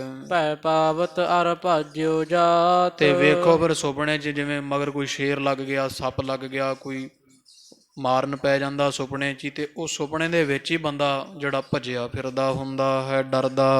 ਕੈ ਪ੍ਰਿਯ ਦੇਖਤ ਉਰ ਹਰ ਖਾਤ। ਤੇ ਜੇ ਕਿਤੇ ਉਸੇ ਸੁਪਨਾ ਇਹੋ ਜਿਹਾ ਆ ਜਾਵੇ ਜਿਹਦੇ ਵਿੱਚ ਉਹਨੂੰ ਕੋਈ ਪਿਆਰਾ ਮਿਲ ਜਾਵੇ, ਆਪਦਾ ਕੋਈ ਪ੍ਰੇਮੀ ਮਿਲ ਜਾਵੇ, ਤੇ ਉਹ ਜਦੋਂ ਸੁਪਨੇ ਵਿੱਚ ਕੋਈ ਪਿਆਰਾ ਕੋਈ ਵਧੀਆ ਗੁਰਮੁਖ ਮਿਲ ਜਾਂਦਾ ਜਾਂ ਕੋਈ ਮਨ ਭਾਉਂਦੀ ਵਸਤੂ ਮਿਲ ਜਾਂਦੀ ਫਿਰ ਖੁਸ਼ ਹੋ ਜਾਂਦਾ ਹੈ। ਜੇ ਸੁਪਨੇ ਕੋ ਝੂਠੋ ਜਾਨ ਹੈ। ਤੇ ਹੁਣ ਦੱਸੋ ਸੰਤ ਜੀ, ਜੇ ਤਾਂ ਸੁਪਨੇ ਨੂੰ ਝੂਠਾ ਜਾਣਿਆ ਜਾਂਦਾ ਵੀ ਜੇ ਆਖੀਏ ਸੁਪਨਾ ਝੂਠਾ ਹੈ, ਤਰਾਸ ਵਿਖਾਦ ਹਰਖ ਕਿਉ ਠੰਨ ਹੈ। ਫਿਰ ਬੰਦਾ ਡਰਦਾ ਕਿਉਂ ਹੈ? ਸੁਪਨਾ ਲੈਂਦਾ ਹੋਇਆ ਡਰਦਾ ਕਿਉਂ ਹੈ? ਤੇ ਝਗੜਾ ਕਾਹਦਾ ਹੁੰਦਾ? ਫਿਰ ਕਈ ਵਾਰੀ ਖੁਸ਼ ਹੋ ਜਾਂਦਾ, ਕਈ ਵਾਰੀ ਦੁਖੀ ਹੁੰਦਾ। ਇਹ ਕਿਉਂ ਧਾਰਦਾ? ਸੁਪਨਾ ਤਾਂ ਝੂਠਾ ਹੈ, ਪਰ ਝੂਠੇ ਸੁਪਨੇ ਨੂੰ ਲੈਂਦਾ ਹੋਇਆ ਮਨੁੱਖ ਡਰੀ ਵੀ ਜਾਂਦਾ ਹੈ, ਖੁਸ਼ ਵੀ ਹੋ ਰਹਿੰਦਾ ਹੈ। ਤਬ ਸਾਚੋ ਲਖ ਕੈ ਸਭ ਕਰੈ। ਤੋ ਸਾਚਾ ਜਾਣ ਕੇ ਸਾਰਾ ਕੁਝ ਕਰਦਾ ਹੁੰਦਾ। ਜਿੰਨਾ ਸਮਾਂ ਸੁਪਨਾ ਆਉਂਦਾ ਹੈ ਮਨੁੱਖ ਨੂੰ, ਉਹਨਾਂ ਸਮਾਂ ਇਹ ਸਭ ਕੁਝ ਸੱਚ ਜਾਣ ਕੇ ਹੀ ਜੋ ਕਰਦਾ ਹੈ। ਡਰਦਾ ਵੀ ਸੱਚ ਜਾਣ ਕੇ ਵੀ ਸੱਚੀ ਮੇਰੇ ਮਗਰ ਕੋਈ ਪਿਆ ਹੋਇਆ। ਤੋ ਖੁਸ਼ੀ ਵੀ ਜੇ ਹੁੰਦੀ ਕੋਈ ਚੰਗਾ ਸੁਪਨਾ ਵੇਖ ਕੇ, ਉਹ ਵੀ ਸੱਚ ਜਾਣ ਕੇ ਖੁਸ਼ ਹੁੰਦਾ ਹੈ ਤੇ ਸੁਪਨੇ ਨੂੰ ਸੱਚ ਜਾਣ ਕੇ ਹੀ ਡਰਦਾ ਹੈ। ਬੀਰਜ ਬਿਨ ਸਾਚੇ ਕਿਉ ਗਿਰੈ। ਤੋ ਜਿਹੜਾ ਵੈ ਕੋਈ ਹੈ, ਫਿਰ ਮਹਾਰਾਜ ਸਮਝਾਉਂਦੇ ਆ ਵੀ ਜੇ ਸੁਪਨੇ ਦੇ ਵਿੱਚ ਕੋਈ ਵਿਸ਼ੇ ਭੋਗਦਾ ਜਦੋਂ ਜੀਵ, ਤੋ ਵਿਸ਼ੇ ਭੋਗਦਿਆਂ ਸਾਰ ਜਦੋਂ ਇਹਦਾ ਬਿੰਦ ਪਾਤਰ ਹੁੰਦਾ ਹੈ। ਜਾਗਰਤ ਜਬ ਹੈ ਅਵਸਥਾ ਪਾਏ। ਤੇ ਜਦੋਂ ਜਾਗਰਤ ਅਵਸਥਾ ਪਾਉਂਦਾ ਹੈ, ਸੁਪਨਾ ਛੱਡ ਕੇ ਜਦੋਂ ਅੱਖਾਂ ਖੁੱਲ੍ਹਦੀਆਂ ਹਨ, ਜੇ ਸਾਚੋ ਤਬ ਕਿਉ ਨਾ ਦਿਸਾਏ। ਫਿਰ ਜੇ ਸੱਚਾ ਕਹਿ ਦਈਏ ਵੀ ਸੁਪਨਾ ਸੱਚਾ ਹੈ, ਫਿਰ ਜਦੋਂ ਅੱਖਾਂ ਖੋਲ੍ਹਦਾ ਉਦੋਂ ਸੁਪਨਾ ਦਿਸਦਾ ਕਿਉਂ ਨਹੀਂ? ਜੇ ਸੁਪਨੇ ਵਿੱਚ ਰਾਜਾ ਬਣਿਆ ਬੈਠਾ ਤੇ ਅੱਖਾਂ ਖੋਲ੍ਹਦਿਆਂ ਸਾਰ ਸਭ ਰਾਜ ਭਾਗ ਸਿਪਾਹੀ ਹਾਥੀ ਘੋੜੇ ਕਿੱਧਰ ਜਾਂਦੇ ਆ? ਜੇ ਆਖੀਏ ਸੁਪਨਾ ਝੂਠਾ ਤੇ ਫਿਰ ਡਰਦਾ ਕਿਉਂ? ਮਹਾਰਾਜ ਕਹਿੰਦੇ ਮਨੁੱਖ। ਤੇ ਜੇ ਆਖੀਏ ਸੁਪਨਾ ਝੂਠਾ ਹੈ ਤੇ ਫਿਰ ਮਨੁੱਖ ਡਰਦਾ ਕਿਉਂ ਹੈ? ਤੇ ਜੇ ਆਖੀਏ ਸੁਪਨਾ ਸੱਚਾ ਹੈ ਤੇ ਫਿਰ ਅੱਖਾਂ ਖੋਲ੍ਹਦਿਆਂ ਸਾਰ ਨਾਸ਼ ਕਿਉਂ ਹੋ ਜਾਂਦਾ ਹੈ। ਜਾਂ ਤੇ ਅਨਰ ਵਚਨ ਪ੍ਰਭ ਮਾਇਆ। ਤੋ ਮਹਾਰਾਜ ਕਹਿੰਦੇ ਗੱਲ ਸਾਧੂ ਜੀ ਹੈ, ਮਾਇਆ ਦਾ ਕੌਤਕ ਹੈ, ਤੇ ਜਿਹੜੀ ਪਰਮੇਸ਼ਰ ਦੀ ਮਾਇਆ ਹੈ, ਅਣਵਚਨੀ ਹੁੰਦੀ। ਅਣਰਵਚਨੀ ਉਹ ਵਸਤੂ ਹੁੰਦੀ ਜਿਹਦੇ ਬਾਬਤ ਕੁਝ ਕਿਹਾ ਨਾ ਜਾਵੇ। ਤੋ ਵਿਦਾਂਤ ਵਿੱਚ ਵੀ ਪ੍ਰਸੰਗ ਆਉਂਦਾ, ਸੱਚ ਜਗ ਸਾਚੋ ਮਿਥਿਆ ਕਿਦੋਂ ਇਹ ਕਹਿਓ ਨਹੀਂ ਜਾਏ। ਤੋ ਕਹਿੰਦੇ ਗੱਲ ਕਹੀ ਨਹੀਂ ਜਾ ਸਕਦੀ ਵੀ ਸੰਸਾਰ ਸੱਚਾ ਕਿ ਝੂਠਾ। ਜਿਵੇਂ ਸੁਪਨੇ ਨੂੰ ਨਾ ਸੱਚਾ ਕਿਹਾ ਜਾ ਸਕਦਾ ਹੈ ਤੇ ਨਾ ਝੂਠਾ ਕਿਹਾ ਜਾ ਸਕਦਾ ਹੈ, ਇਸੇ ਤਰ੍ਹਾਂ ਪਰਮੇਸ਼ਰ ਦੀ ਜਿਹੜੀ ਮਾਇਆ ਹੈ ਮਹਾਰਾਜ ਕਹਿੰਦੇ ਅਣਰਵਚਨੀ ਹੈ, ਇਹਦੇ ਬਾਬਤ ਕੁਝ ਨਹੀਂ ਕਿਹਾ ਜਾ ਸਕਦਾ। ਕਿਉਂਕਿ ਮਾਇਆ ਦਾ ਛਾਲ ਹੀ ਐਸਾ ਹੈ, ਜੇ ਇਹਨੂੰ ਸੱਚੀ ਆਖੋ ਤੇ ਝੂਠੀ ਪ੍ਰਤੀਤ ਹੁੰਦੀ ਹੈ, ਜੇ ਝੂਠੀ ਆਖੋ ਤੇ ਸੱਚੀ। ਜਿਵੇਂ ਕੋਈ ਕਥਾਵਾਚਕ ਵੀ ਹੈ ਜੋ ਮਾਇਆ ਦਾ ਖੰਡਨ ਕਰੇ, ਤਾਂ ਵਿੱਚ ਕੋਈ ਤਰਕ ਕਰਨ ਵਾਲਾ ਕਹਿ ਸਕਦਾ ਹੈ ਵੀ ਤੁਸੀਂ ਮਾਇਆ ਛੱਡ ਦਿਓ ਫਿਰ। ਤੋ ਜੇ ਉਹ ਮਾਇਆ ਮੰਗਦੇ ਆ ਤੇ ਫਿਰ ਕਹਿੰਦੇ ਖੰਡਨ ਕਰਦੇ ਆ। ਤੋ ਮਾਇਆ ਦਾ ਨਾ ਸਾਧ ਸੰਗਤ ਜੀ ਖੰਡਨ ਹੋ ਸਕਦਾ ਹੈ ਨਾ ਮੰਡਨ ਹੋ ਸਕਦਾ। ਇਕੱਲੇ ਦਮੜੇ ਨਹੀਂ, ਮਾਇਆ ਹੁੰਦੀ ਜਿਹੜੀ ਸਭ ਸੰਸਾਰ ਨੂੰ ਚਲਾ ਰਹੀ ਹੈ। ਤੋ ਮਾਇਆ ਦਾ ਬੜੇ ਰੂਪ ਆ ਮਾਇਆ ਦੇ। ਤੋ ਸੱਚੇ ਪਾਤਸ਼ਾਹ ਕਹਿੰਦੇ ਸਾਧ ਜੀ ਇਹ ਮਾਇਆ ਦਾ ਹੀ ਸਾਰਾ ਕੌਤਕ ਹੈ, ਤੇ ਮਾਇਆ ਅਣਰਵਚਨੀ ਹੁੰਦੀ ਪਰਮੇਸ਼ਰ ਦੀ, ਇਹਦੇ ਬਾਬਤ ਕੁਝ ਨਹੀਂ ਕਿਹਾ ਜਾ ਸਕਦਾ ਵੀ ਸੱਚੀ ਹੈ ਝੂਠੀ ਹੈ। ਜਾਨੀ ਪਰਹਿ ਨ ਬਿਨ ਗੁਰ ਦਾਇਆ। ਇਹ ਤਾਂ ਗੁਰੂ ਦੀ ਦਇਆ ਹੋਵੇ ਤੇ ਗੱਲ ਜਾਣੀ ਪੈਂਦੀ ਹੈ। ਗੁਰੂ ਦੀ ਦਇਆ ਮਿਹਰ ਤੋਂ ਬਿਨਾਂ ਨਹੀਂ ਪਤਾ ਚੱਲਦਾ ਹੈ। ਸਾਚ ਝੂਠ ਕਿਛ ਕਹੀ ਨ ਜਾਏ। ਤੋ ਗੁਰੂ ਦੀ ਦਇਆ ਬਿਨਾਂ ਮਾਇਆ ਸੱਚੀ ਕਿ ਝੂਠੀ ਕੁਝ ਵੀ ਕਹਿ ਨਹੀਂ ਹੁੰਦਾ ਹੈ। ਤਿਹ ਕਾਰਜ ਇਹ ਜਗ ਤਿਸ ਪਾਏ। ਤੇ ਇਸੇ ਤਰ੍ਹਾਂ ਹੀ ਸੰਸਾਰ ਹੈ ਮਹਾਰਾਜ ਕਹਿੰਦੇ ਸੁਪਨੇ ਦੇ ਵਾਂਗਰਾਂ ਹੀ। ਮਾਇਆ ਕੋ ਆਖਿਓ ਅਗਿਆਨਾ। ਕਿਉਂਕਿ ਜਿਹੜੇ ਕੋਈ ਵੇਦਾਂਤੀ ਲੋਕ ਹੈ ਮਹਾਰਾਜ ਕਹਿੰਦੇ ਉਹ ਮਾਇਆ ਨੂੰ ਅਗਿਆਨ ਆਖਦੇ ਆ, ਵੀ ਮਾਇਆ ਦਾ ਨਾਮ ਹੀ ਅਗਿਆਨ ਰੱਖਿਆ ਹੋਇਆ ਹੈ। ਇਸ ਕੋ ਰੂਪ ਨ ਨਿਜ ਕੋ ਜਾਨਾ। ਤੇ ਜੇ ਤੂੰ ਆਖੇ ਅਗਿਆਨ ਦਾ ਰੂਪ ਕੀ ਹੈ, ਤੋ ਅਗਿਆਨ ਦਾ ਰੂਪ ਇਹ ਹੁੰਦਾ ਵੀ ਆਪਦੇ ਆਪ ਨੂੰ ਨਾ ਜਾਣਨਾ ਵੀ ਮੈਂ ਕੀ ਹਾਂ, ਵੀ ਵਾਸਤਵ ਵਿੱਚ ਆ ਸਰੀਰ ਨੂੰ ਹੀ ਆਪਾ ਸਮਝੀ ਜਾਣਾ। ਵਾਸਤਵ ਵਿੱਚ ਮੈਂ ਕੌਣ ਹਾਂ, ਮਨ ਤੂੰ ਜੋਤ ਸਰੂਪ ਹੈ, ਪਰ ਇਹ ਜਾਣਨਾ ਨਾ ਵੀ ਮੈਂ ਜੋਤ ਸਰੂਪ ਹਾਂ। ਆਪਦੇ ਆਪ ਨੂੰ ਨਾ ਜਾਣਨ ਦਾ ਨਾਮ ਹੀ ਅਗਿਆਨ ਆਖਿਆ ਜਾਂਦਾ ਹੈ। ਵਸਤ ਸਤਿ ਕੋ ਜਾਣਹਿ ਨਾਹੀ। ਜਿਹੜੀ ਸੱਚੀ ਵਸਤੂ ਹੈ, ਵਾਕਿਆ ਹੀ ਸੱਚ ਹੈ, ਉਹਨੂੰ ਜਦੋਂ ਇਹ ਜੀਵ ਨਹੀਂ ਜਾਣਦਾ ਹੈ। ਕਲਪਹਿ ਅਪਰਤ ਸੀ ਕੇ ਮਾਹੀ। ਤੇ ਸੱਚੀ ਵਸਤੂ ਦੇ ਵਿੱਚ ਕੁਝ ਹੋਰ ਕਲਪ ਲਵੇ, ਵੀ ਵਸਤੂ ਕੁਝ ਹੋਰ ਹੋਵੇ। ਮਾਧਵੇ ਕਿਆ ਕਹੀਏ ਭ੍ਰਮ ਐਸਾ, ਜੈਸਾ ਮਾਨੀਏ ਹੋਏ ਨਾ ਤੈਸਾ। ਵੀ ਚੀਜ਼ ਦਾ ਵਸਤੂ ਕੋਈ ਹੈ, ਉਹਦਾ ਵਾਸਤਵਤਾ ਕੁਝ ਹੋਰ ਹੈ, ਵਜੂਦ ਕੁਝ ਹੋਰ ਹੈ, ਪਰ ਮਨੁੱਖ ਮਾਇਆ ਦੇ ਪ੍ਰਭਾਵ ਨਾਲ ਉਹਨੂੰ ਹੋਰ ਦਾ ਹੋਰ ਹੀ ਕਲਪੀ ਫਿਰਦਾ ਹੋਵੇ। ਉਹ ਸੱਚ ਜਾਣੇ ਨਾ ਤੇ ਉਹਨੂੰ ਹੋਰ ਹੀ ਕੁਝ ਸਮਝਣ ਲੱਗ ਪੈਂਦਾ ਹੈ। ਦੇ ਦ੍ਰਿਸ਼ਟਾਂਤ ਤੋਹੇ ਸਮਝਾਵੈ। ਇਹਦਾ ਨਾਮ ਅਗਿਆਨ ਹੈ, ਇਹਦਾ ਨਾਮ ਭਰਮ ਹੈ, ਵੀ ਵਸਤੂ ਕੁਝ ਹੋਰ ਹੋਵੇ ਤੇ ਉਹਨੂੰ ਸਮਝੀ ਕੁਝ ਹੋਰ ਜਾਣਾ। ਸੰਸਾਰ ਤਾਂ ਹੀ ਸਾਧ ਸੰਗਤ ਅੱਜ ਦੁਖੀ ਹੈ ਨਾ। ਤੋ ਸੰਸਾਰ ਦਾ ਰੂਪ ਕੁਝ ਹੋਰ ਹੈ। ਮਹਾਰਾਜ ਕਹਿੰਦੇ ਉਹ ਇਸ ਸੰਸਾਰ ਤੁਮ ਦੇਖਦੇ ਇਹੋ ਹਰ ਕਾ ਰੂਪ ਹੈ। ਤੋ ਹੈ ਤਾਂ ਹਰੀ ਦਾ ਰੂਪ, ਪਰ ਕੌਣ ਜਾਣਦਾ ਇਹਨੂੰ ਹਰੀ ਦਾ ਰੂਪ। ਬਹੁ ਪ੍ਰਪੰਚ ਕਰ ਪਰ ਧਨ ਲਿਆਵੈ, ਸੁਤਦਾਰਾ ਪਹਿਆਣ ਲੁਟਾਵੈ, ਮਨ ਮੇਰੇ ਭੂਲੇ ਕਪਟ ਨਾ ਕੀਜੈ, ਅੰਤਨ ਮੇਰਾ ਤੇਰੇ ਜੀ ਪਹਿ ਲੀਜੈ। ਤੋ ਸੰਸਾਰ ਵੇਖੋ ਕਿ ਇਸ ਧੰਦੇ ਵਿੱਚ ਫਸਿਆ ਹੋਇਆ। ਕਿਸੇ ਨੂੰ ਪੁੱਛੋ ਕੋਈ ਨਹੀਂ ਆਖੇਗਾ ਕਿ ਪਰਮੇਸ਼ਰ ਸਭ ਦੇ ਵਿੱਚ ਵਸਦਾ ਹੈ। ਉਹ ਪਰਮੇਸ਼ਰ ਦੀ ਜੋਤ ਨਹੀਂ ਦਿਸੇਗੀ ਤੇ ਔਗਣ ਦਿਸਣਗੇ, ਗੋਰੀ ਕਾਲੀ ਚਮੜੀ ਦਿਸੇਗੀ। ਤੋ ਇਸੇ ਦਾ ਨਾਮ ਭਰਮ ਹੈ, ਵੀ ਜਿਵੇਂ ਅਸੀਂ ਆਤਮਾ ਸਭ ਦੇ ਵਿੱਚ ਜਿਹੜੀ ਪਰਮੇਸ਼ਰ ਦੀ ਜੋਤ ਉਹਨੂੰ ਵੇਖਣ ਦੀ ਬਜਾਏ ਸਰੀਰਾਂ ਨੂੰ ਵੇਖੀਏ। ਤੋ ਮਹਾਰਾਜ ਕਹਿੰਦੇ ਇਹਨੂੰ ਭਰਮ ਕਹਿੰਦੇ, ਅਗਿਆਨ ਕਹਿੰਦੇ ਆ ਸੰਤ ਜੀ। ਇਹਦੇ ਤੇ ਤੈਨੂੰ ਅਸੀਂ ਪ੍ਰਮਾਣ ਦੇਨੇ ਵੀ ਤੈਨੂੰ ਸੌਖੀ ਸਮਝ ਪੈ ਜਾਵੇ। ਤੋ ਮਹਾਰਾਜ ਪ੍ਰਮਾਣ ਦੇ ਕੇ ਸਮਝਾਉਂਦੇ ਹਨ। ਜਗ ਕੀ ਰਚਨਾ ਤਥਾ ਜਨਾਵੈ। ਮਹਾਰਾਜ ਕਹਿੰਦੇ ਜਿਵੇਂ ਜਗ ਦੀ ਰਚਨਾ ਨਾ, ਤੈਨੂੰ ਉਹੋ ਜਿਹਾ ਪ੍ਰਮਾਣ ਦੇਨੇ ਵੀ ਹੈ ਤਾਂ ਸੰਸਾਰ ਪਰਮੇਸ਼ਰ, ਪਰ ਸਾਨੂੰ ਸੰਸਾਰ ਸੱਚ ਤੇ ਝੂਠ ਇਹਦੇ ਵਿੱਚ ਅਸੀਂ ਕਿਉਂ ਫਸੇ ਹੋਏ ਹਾਂ। ਮਹਾਰਾਜ ਕਹਿੰਦੇ ਤੈਨੂੰ ਉਦਾਹਰਨ ਦੇ ਕੇ ਅਸੀਂ ਸਮਝਾਉਂਦੇ ਹਾਂ। ਤਮ ਮਹਾਰਾਜ ਕੋ ਨਾਹੇ ਨ ਜਾਣਹਿ। ਸਾਧੂ ਨੂੰ ਕਹਿੰਦੇ ਮਹਾਰਾਜ ਕੇ ਸਾਧ ਜੀ ਜਿਵੇਂ ਹਨੇਰਾ ਹੋਵੇ ਨਾ, ਮੂੰਹ ਹਨੇਰਾ ਜਿਹਾ, ਤੇ ਕੋਈ ਰੱਸੀ ਪਈ ਹੋਵੇ ਤੇ ਕਿਸੇ ਨੂੰ ਪਤਾ ਨਾ ਹੋਵੇ ਵੀ ਇਹ ਰੱਸੀ ਹੈ, ਤੇ ਉਧਰੋਂ ਹਨੇਰਾ ਪੈ ਜਾਵੇ। ਭ੍ਰਮ ਤੇ ਵਿਸਿਅਰ ਤਿਸ ਕੋ ਮਨ ਤੇ ਹੈ। ਬੰਦੇ ਨੂੰ ਭਰਮ ਪੈ ਜਾਵੇ, ਆ ਜਿਹੜਾ ਵਲ ਜੇ ਪਏ ਹੋਏ ਰੱਸੀ ਦਾ ਤਾਂ ਪਤਾ ਹੀ ਨਾ ਹੋਵੇ, ਖਿਆਲ ਹੀ ਨਾ ਹੋਵੇ ਮਨ ਵਿੱਚ ਇਹ ਰੱਸੀ ਹੈ, ਪਰ ਰੱਸੀ ਦੇ ਵਿੱਚ ਜਿਵੇਂ ਸੱਪ ਦੀ ਕਲਪਨਾ ਹੋ ਜਾਂਦੀ ਹੈ। ਭੈ ਧਰ ਕੈ ਭਾਜਤ ਕੰਪਾਏ। ਤੇ ਕੰਬੀ ਜਾਵੇ ਤੇ ਡਰ ਕੇ ਭਰ ਜਾਵੇ ਵੀ ਸਾਡੇ ਘਰ ਵਿੱਚ ਸੱਪ ਆ ਗਿਆ ਹੈ। ਜੇ ਹੋਏ ਝੂਠੋ ਕਿਉ ਡਰ ਪਾਏ। ਤੇ ਹੁਣ ਜੇ ਝੂਠਾ ਹੀ ਹੋਵੇ ਤੇ ਡਰੇ ਕਿਉਂ? ਭਾਵ ਉਹਦੇ ਮਨ ਕਰਕੇ ਉਹਨੂੰ ਸੱਪ ਹੀ ਦਿਸਦਾ ਪਿਆ, ਲੱਗਦਾ ਪਿਆ। ਭਰਮ ਇਹੋ ਜਿਹੀ ਚੀਜ਼ ਆ ਨਾ, ਜਿੰਨਾ ਚਿਰ ਭਰਮ ਦੂਰ ਨਹੀਂ ਹੁੰਦਾ ਉਹਨਾਂ ਸਮਾਂ ਅਗਿਆਨ ਬਣਿਆ ਹੀ ਰਹਿੰਦਾ। ਤੋ ਪਾਤਸ਼ਾਹ ਕਹਿੰਦੇ ਇਸ ਤਰ੍ਹਾਂ ਫਿਰ ਡਰਦਾ ਕਿਉਂ ਹੈ? ਕਿਉਂਕਿ ਉਹਦੇ ਮਨ ਵਿੱਚ ਤਰਾਸ ਪੈ ਗਿਆ ਹੈ, ਭਰਮ ਪੈ ਗਿਆ ਵੀ ਰੱਸੀ ਦਾ ਪਤਾ ਨਹੀਂ ਉਹਨੂੰ ਵੀ ਰੱਸੀ ਹੈ, ਪਰ ਰੱਸੀ ਵਿੱਚ ਸੱਪ ਦੀ ਕਲਪਨਾ ਕੀਤੀ ਹੋਈ ਹੈ। ਜੇ ਸਾਚੋ ਹੋਏ ਬਿਨਸੈ ਨਾਹੀ। ਤੇ ਜੇ ਸੱਚ ਹੋਵੇ ਤੇ ਨਾਸ਼ ਕਦੇ ਨਹੀਂ ਹੁੰਦਾ ਹੈ। ਜਾਂ ਤੇ ਅਨਰ ਬਚਨ ਲਖ ਤਾਹੀ। ਇਸ ਲਈ ਇਹਨੂੰ ਅਨਰਬਚਨੀ ਕਹਿੰਦੇ। ਹੁਣ ਰੱਸੀ ਨੂੰ ਕੀ ਆਖਾਂਗੇ? ਤੋ ਵੀ ਐ ਵੀ ਨਹੀਂ ਕਹਿ ਸਕਦੇ ਵੀ ਇੱਥੇ ਕੁਝ ਵੀ ਨਹੀਂ ਹੈ, ਤੇ ਐ ਵੀ ਨਹੀਂ ਕਹਿ ਸਕਦੇ ਵੀ ਇਹ ਸੱਪ ਹੈ। ਤੋ ਜੇ ਕੋਈ ਰੱਸੀ ਨੂੰ ਵੇਖ ਕੇ ਡਰ ਕੇ ਭੱਜ ਜਾਵੇ ਤੇ ਉਹ ਆਖੇ ਜੀ ਸੱਪ ਹੈ ਉੱਥੇ, ਤੋ ਕੋਈ ਸਮਝਾਉਣ ਵਾਲਾ ਮਨੁੱਖ ਜਿਹੜਾ ਉਹ ਇਹ ਨਹੀਂ ਕਹਿ ਸਕਦਾ ਉੱਥੇ ਸੱਪ ਨਹੀਂ, ਦਿਸੂ ਜ਼ਰੂਰ, ਤੇ ਪਰ ਐਵੇਂ ਨਹੀਂ ਕਹਿ ਸਕਦਾ ਉੱਥੇ ਕੁਝ ਵੀ ਨਹੀਂ ਹੈ। ਅਸਕਰ ਕੁਝ ਤਾਂ ਪਿਆ ਹੈ ਨਾ, ਰੱਸੀ ਪਈ ਹੈ ਤਾਂ ਹੀ ਭੁਲੇਖਾ ਪਿਆ ਹੋਇਆ ਸੱਪ ਦਾ। ਇਸੇ ਤਰ੍ਹਾਂ ਮਾਇਆ ਆ ਤੇ ਜਗ ਸੰਸਾਰ ਹੈ ਵੀ ਕੁਝ ਹੈ ਤਾਂ ਹੀ ਸੰਸਾਰ ਦੇ ਵਿੱਚ ਸੱਚ ਦਾ ਭੁਲੇਖਾ ਪੈਂਦਾ, ਪਰ ਸੱਚ ਹੈ ਨਹੀਂ, ਝੂਠ ਹੈ। ਤੇ ਜੇ ਝੂਠ ਕਹਿੰਦੇ ਆ ਤੇ ਫਿਰ ਦਿਸਦਾ ਕਿਉਂ ਹੈ? ਉਹਦੀ ਬਾਬਤ ਮਾਰੇ ਪਾਤਸ਼ਾਹ ਜੀ ਕਹਿੰਦੇ ਹਨ, ਤਿਮ ਬ੍ਰਹਮ ਰੂਪ ਨਹੀਂ ਜਿਨ ਜਾਨਾ। ਇਸੇ ਤਰ੍ਹਾਂ ਸਾਧੂ ਜੀ ਸੰਸਾਰ ਤਾਂ ਬ੍ਰਹਮ ਹੈ, ਪਰ ਜਦੋਂ ਬ੍ਰਹਮ ਦੇ ਰੂਪ ਨੂੰ ਤਾਂ ਕੋਈ ਜਾਣੇ ਨਾ, ਜਿਵੇਂ ਰੱਸੀ ਨੂੰ ਤਾਂ ਕੋਈ ਜਾਣੇ ਨਾ ਤੇ ਰੌਲਾ ਪਾ ਦੇਵੇ ਵੀ ਸੱਪ ਹੈ ਸੱਪ ਹੈ। ਸੰਸਾਰ ਦੇ ਵਿੱਚ ਜਿਹੜਾ ਅਸਲ ਵਿੱਚ ਇਹ ਹੈ ਤਾਂ ਇਹ ਬ੍ਰਹਮ, ਪਰ ਇਹ ਬ੍ਰਹਮ ਨੂੰ ਜਾਣਦਾ ਪਛਾਣਦਾ ਨਹੀਂ, ਅਗਿਆਨੀ ਹੈ। ਤਿਸ ਕੋ ਭਾਖਤ ਹੈ ਅਗਿਆਨਾ। ਤੇ ਅਗਿਆਨ ਦੇ ਕਾਰਨ ਸੰਸਾਰ ਕਰੀ ਜਾਂਦਾ ਹੈ। ਤਾਂ ਪਰਮੇਸ਼ਰ ਸਾਰਾ ਖਿੰਡਿਆ ਹੋਇਆ ਫੈਲਿਆ ਹੋਇਆ ਈਸ਼ ਰੂਪ, ਪਰ ਇਹ ਸੰਸਾਰ ਨੂੰ ਪਰਮੇਸ਼ਰ ਜਾਣਨ ਦੀ ਬਜਾਏ, ਬ੍ਰਹਮ ਜਾਣਨ ਦੀ ਬਜਾਏ ਇਹ ਸੰਸਾਰ, ਇਹ ਫਲਾਣਾ ਢੀਂਗਣਾ ਨਾਨਾ ਪੁਣਾ ਦੁਬਿਧਾ ਵਿੱਚ ਪਾਈ ਹੋਈ ਹੈ। ਜਬ ਅਗਿਆਨ ਬ੍ਰਹਮ ਕੋ ਭਇਓ। ਪਰ ਜਦੋਂ ਅਗਿਆਨ ਹੋ ਜਾਂਦਾ ਨਾ ਜੀਵ ਨੂੰ, ਅਗਿਆਨ ਬ੍ਰਹਮ ਦੀ ਬਾਬਤ ਕੁਝ ਵੀ ਪਤਾ ਨਹੀਂ ਹੁੰਦਾ ਹੈ, ਤਿਸ ਅਗਿਆਨ ਜਗਤ ਨਿਰਮਯੋ। ਉਦੋਂ ਸੰਸਾਰ ਪੈਦਾ ਹੁੰਦਾ ਇਹਦੇ ਅੰਦਰੋਂ।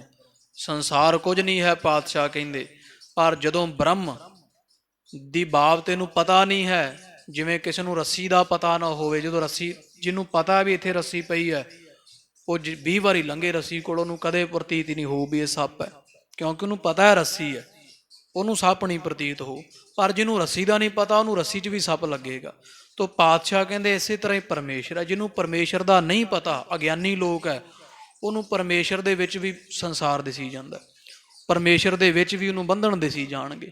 ਤੋ ਐਸੇ ਤਰ੍ਹਾਂ ਸੰਸਾਰ ਦੀ ਹਾਲਤ, ਜਿਵੇਂ ਜਿਹਨੂੰ ਰੱਸੀ ਦੀ ਬਾਬਤ ਨਹੀਂ ਪਤਾ, ਰੱਸੀ ਦਾ ਅਗਿਆਨੀ ਹੈ, ਉਹਨੂੰ ਰੱਸੀ ਵੀ ਸੱਪ ਦਿਸਦੀ ਹੈ। ਜਿਹੜਾ ਬ੍ਰਹਮ 'ਚ ਅਗਿਆਨ ਹੈ, ਜਿਹਨੂੰ ਬ੍ਰਹਮ ਦਾ ਪਤਾ ਨਹੀਂ, ਬ੍ਰਹਮ ਬਾਰੇ ਕੋਈ ਖੋਜ ਨਹੀਂ, ਵਿਚਾਰ ਨਹੀਂ, ਉਹਨੂੰ ਬ੍ਰਹਮ ਕਿਤੇ ਨਹੀਂ ਦਿਸਦਾ। ਸਭ ਸੰਸਾਰ ਦੁੱਖ ਤੇ ਸੁੱਖ, ਦਿਨ ਰਾਤ ਇਹ ਨਾਨਾ ਪੁਣਾ ਦੁਬਿਧਾ ਬਣੀ ਰਹਿੰਦੀ ਹੈ।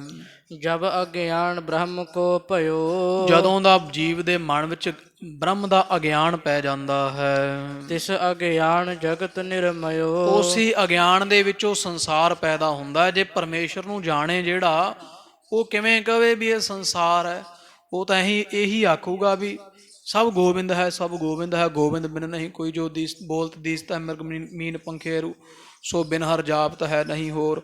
ਉਹਨੂੰ ਤਾਂ ਸਭ ਪਾਸੇ ਪਰਮੇਸ਼ਰ ਦਿਸੇਗਾ, ਪਰ ਜਿਹੜੇ ਪਰਮੇਸ਼ਰ ਤੋਂ ਨਾ ਜਾਣੂ ਲੋਕ ਅਗਿਆਨੀ ਹਨ, ਉਹਨਾਂ ਨੂੰ ਭਰਮ ਕਰਕੇ ਪਰਮੇਸ਼ਰ ਦੇ ਵਿੱਚ ਸੰਸਾਰ ਦਿਸੀ ਜਾਂਦਾ ਹੈ। ਸਤਿਗੁਰ ਵੱਡੇ ਭਾਗ ਤੇ ਮਿਲੇ। ਪਰ ਜੇ ਕਿਤੇ ਵੱਡੇ ਭਾਗਾਂ ਦੇ ਨਾਲ ਕਿਤੇ ਪੂਰੇ ਸਤਿਗੁਰੂ ਗੁਰੂ ਨਾਨਕ ਸਾਹਿਬ ਮਹਾਰਾਜ ਵਰਗਾ ਗੁਰੂ ਮਿਲ ਜਾਵੇ ਤਾਂ ਸੋ ਉਪਦੇਸ਼ ਦੇਹ ਜਬ ਭਲੇ। ਉਹ ਉਪਦੇਸ਼ ਦਿੰਦਾ ਫਿਰ, ਜਦੋਂ ਉਹ ਸੰਸਾਰ ਦੀ ਬਾਬਤ ਬ੍ਰਹਮ ਨੂੰ ਜਣਾਉਣ ਵਾਸਤੇ ਜੀਵ ਨੂੰ ਉਪਦੇਸ਼ ਦਿੰਦਾ ਹੈ। ਜੈਸੇ ਰੱਜੂ ਗਿਆਤਾ ਕੋਏ। ਕਿਵੇਂ ਉਪਦੇਸ਼ ਦਿੰਦਾ? ਜਿਵੇਂ ਕਿਸੇ ਬੰਦੇ ਨੂੰ ਪਤਾ ਹੋਵੇ ਵੀ ਆ ਰੱਸੀ ਜਾਂ ਸੱਪ ਨਹੀਂ, ਪਰ ਇੱਕ ਬੰਦਾ ਜਿਹਨੂੰ ਨਹੀਂ ਪਤਾ ਵੀ ਰੱਸੀ ਆ ਕਿ ਸੱਪ ਆ, ਉਹ ਰਾਤ ਨੂੰ ਡਰ ਜਾਵੇ। ਤੇ ਜਿਹੜਾ ਜਾਣਦਾ ਵੀ ਇਹ ਸੱਪ ਨਹੀਂ, ਇਹ ਰੱਸੀ ਹੈ, ਉਹ ਅਗਿਆਨੀ ਸੱਪ ਦੇ ਭੁਲੇਖੇ ਪਾਏ ਹੋਏ ਡਰੇ ਹੋਏ ਮਨੁੱਖ ਨੂੰ ਉਪਦੇਸ਼ ਦੇਵੇ ਆ ਕਰਕੇ। ਉਪਦੇਸ਼ ਹੈ ਇਹ ਨਹਿ ਇਹ ਕੋ ਹੋਏ। ਉਹ ਸਮਝਾਉਂਦਾ ਮੈਂ ਇੱਥੇ ਹੀ ਰਹਿਣਾ, ਦਿਨ ਵਿੱਚ 20 ਵਾਰੀ ਮੇਰੇ ਕੋਲ ਲੰਘਿਆ, ਮੈਂ ਹੀ ਸੁੱਟੀ ਸੀ ਰੱਸੀ ਹੈ, ਇਹ ਸੱਪ ਨਹੀਂ ਹੈ। ਮੈਨੀ ਕੇ ਹੇਰੀ ਰਜ ਕਹੈ। ਮੈਂ ਕਹਿੰਦੇ ਚੰਗੀ ਤਰ੍ਹਾਂ ਵੇਖੀ ਹੋਈ ਸਵੇਰ ਦਾ ਮੈਂ ਇੱਥੇ ਹੀ ਫਿਰਦਾ ਹਾਂ, ਸਵੇਰ ਦੀ ਮੈਨੂੰ ਪਤਾ ਹੈ ਰੱਸੀ ਹੈ, ਸੱਪ ਨਹੀਂ, ਤੂੰ ਡਰਨਾ। ਜਿਵੇਂ ਕੋਈ ਆ ਕੇ ਭਰੋਸਾ ਦੇਵੇ ਵੀ ਇਹ ਰੱਸੀ ਵਿੱਚ ਤੈਨੂੰ ਸੱਪ ਦਾ ਭੁਲੇਖਾ ਪਿਆ ਹੋਇਆ ਹੈ, ਇਹ ਸੱਪ ਨਹੀਂ ਰੱਸੀ ਹੀ ਹੈ। ਭੈ ਅਰ ਕੰਪ ਤਿਸੀ ਕੋ ਦਹੈ। ਤਾਂ ਫਿਰ ਉਹਦਾ ਡਰ ਤੇ ਭੈ ਦੂਰ ਹੋ ਜਾਂਦਾ, ਉਹ ਸਮਝ ਲੈਂਦਾ ਵੀ ਵਾਕਿਆ ਹੀ ਜੇ ਸਵੇਰ ਦਾ ਕੋਲ ਇਹਨੇ ਵੇਖੀ, ਉਹ ਫੜ ਕੇ ਵਿਖਾ ਦੇਵੇ ਲੈ ਇਹਦੀ ਗੱਲ ਕਰਦਾ ਤੂੰ ਤਾਂ ਰੱਸੀ ਹੈ, ਸੱਪ ਨਹੀਂ ਹੈ। ਤਾਂ ਫਿਰ ਜਿਹੜਾ ਡਰਿਆ ਹੁੰਦਾ ਉਹਦਾ ਭੈ ਸਾਰਾ ਨਾਸ਼ ਹੋ ਜਾਂਦਾ ਹੈ। ਤਿਮ ਉਪਦੇਸ਼ ਗੁਰੂ ਜਬ ਕਰੈ। ਉਹ ਕਵੀ ਗੁਰੂ ਹਰਗੋਬਿੰਦ ਸਾਹਿਬ ਮਹਾਰਾਜ ਕਹਿੰਦੇ ਸਾਧੂ ਜੀ ਇਸੇ ਤਰ੍ਹਾਂ ਹੀ ਪਰਮੇਸ਼ਰ ਹੈ। ਜਿਵੇਂ ਕੋਈ ਮਨੁੱਖ ਰੱਸੀ ਬਾਬਤ ਜਾਣਦਾ ਹੁੰਦਾ, ਉਹ ਡਰਦਾ ਨਹੀਂ, ਫੜ ਲੈਂਦਾ ਰੱਸੀ ਤੇ ਵਿਖਾਉਂਦਾ ਲੈ ਇਹ ਤੋਂ ਡਰਦਾ ਸੈਂ ਤੂੰ, ਇਹ ਰੱਸੀ ਜਾਂ ਸੱਪ ਨਹੀਂ। ਇਸੇ ਤਰ੍ਹਾਂ ਜਿਹੜੇ ਜੀਵ ਸੰਸਾਰ ਤੋਂ ਦੁਖੀ ਹੋ ਰਹੇ ਆ, ਸੰਸਾਰ ਉਹਨਾਂ ਨੂੰ ਦੁੱਖ ਰੂਪ ਜਾਪਦਾ ਪਿਆ, ਪਰ ਗੁਰੂ ਜਾਣਦਾ ਵੀ ਸੰਸਾਰ ਇਹੋ ਵਿਸ ਸੰਸਾਰ ਤੁਮ ਦੇਖਦੇ ਹੋ ਹਰ ਕਾ ਰੂਪ ਹੈ। ਗੁਰੂ ਜਾਣਦਾ ਵੀ ਸੰਸਾਰ ਨਹੀਂ, ਇਹ ਬ੍ਰਹਮ ਹੈ। ਤੋ ਪਾਤਸ਼ਾਹ ਮਹਾਰਾਜ ਗੁਰੂ ਨਾਨਕ ਪਾਤਸ਼ਾਹ ਵਰਗਾ ਗੁਰੂ ਫਿਰ ਉਪਦੇਸ਼ ਕਰਦਾ, ਸੰਸਾਰ ਨੂੰ ਤਲੀ ਤੇ ਔਲੇ ਵਾਂਗੂ ਰੱਖ ਕੇ ਵਿਖਾ ਦਿੰਦਾ, ਉਹ ਸਿੱਖਾ ਆਹ ਸੰਸਾਰ ਦੀ ਗੱਲ ਕਰਨਾ, ਇਹ ਦੁੱਖ ਰੂਪ ਨਹੀਂ, ਇਹ ਤਾਂ ਸੁੱਖ ਰੂਪ ਹੈ ਭਾਈ। ਇਹ ਨੇਤਰ ਹੋ ਮੇਰੇ ਹੋ ਹਰ ਤੁਮ ਹੈ ਜੋਤ ਰੱਖੀ, ਹਰ ਬਿਨ ਅਵਰ ਨਾ ਦੇਖੋ ਕੋਈ। ਇਹ ਗੁਰੂ ਸਮਝਾ ਦੇਵੇ, ਜੇ ਗੁਰੂ ਸਮਝਾ ਦੇਵੇ ਕੰਨਾਂ ਨਾਲ ਨਿੰਦਾ ਚੁਗਲੀ ਸੁਣੇਗਾ, ਫਿਰ ਸੰਸਾਰ ਦੁੱਖ ਰੂਪ ਹੈ ਭਾਈ। ਪਰ ਜੇ ਇਹ ਸ਼ਰਵਣੋ ਮੇਰੇ ਉਹ ਸਾਚਾ ਸੁਣੈ ਨੂੰ ਪਠਾਏ, ਸਾਚਾ ਸੁਣੈ ਨੂੰ ਪਠਾਏ ਸਰੀਰ ਲਾਏ ਸੁਣੋ ਸਤ ਬਾਣੀ, ਜਿਤ ਸੁਣੀ ਮਨ ਤਨ ਹਰਿਆ ਹੋਆ ਰਸਨਾ ਰਸ ਮਾਣੀ। ਤੋ ਜੇ ਇਹ ਸਮਝਾਵੇ ਗੁਰੂ ਤੇ ਫਿਰ ਕੰਨਾਂ ਰਾਹੀਂ ਬਾਣੀ ਸੁਣੇਗਾ। ਇਹ ਰਸਨਾ ਤੂੰ ਅਣਰਸ ਰਾਜ ਰਹੀ ਤੇਰੀ, ਪਿਆਸ ਨਾ ਜਾਏ ਪਿਆਸ ਨਾ ਜਾਏ ਹੋਰ ਕਿਤੇ, ਜਿਚਰ ਹਰ ਰਸ ਪੱਲੇ ਨਾ ਪਾਏ। ਇਹ ਸਮਝਾ ਦਿੰਦਾ ਗੁਰੂ। ਜਿਵੇਂ ਕੋਈ ਰੱਸੀ ਫੜ ਕੇ ਵਿਖਾ ਦੇਵੇ, ਉਹ ਭਾਈ ਡਰਨਾ, ਇਹਦੇ ਵਿੱਚ ਸੱਪ ਨਹੀਂ, ਇਹ ਤਾਂ ਰੱਸੀ ਹੈ। ਗੁਰੂ ਜਾਣਦਾ ਹੈ ਸੰਸਾਰ ਸੰਸਾਰ ਥੋੜ੍ਹੀ ਹੈ, ਇਹ ਤਾਂ ਪਰਮੇਸ਼ਰ ਦਾ ਰੂਪ ਹੈ ਭਾਈ। ਤੇ ਜਦੋਂ ਗੁਰੂ ਸੁਣਾਉਂਦਾ ਹੈ ਫਿਰ ਸਿੱਖਾਂ ਨੂੰ ਇਹ ਉਪਦੇਸ਼ ਜਣਾ ਦਿੰਦਾ ਹੈ।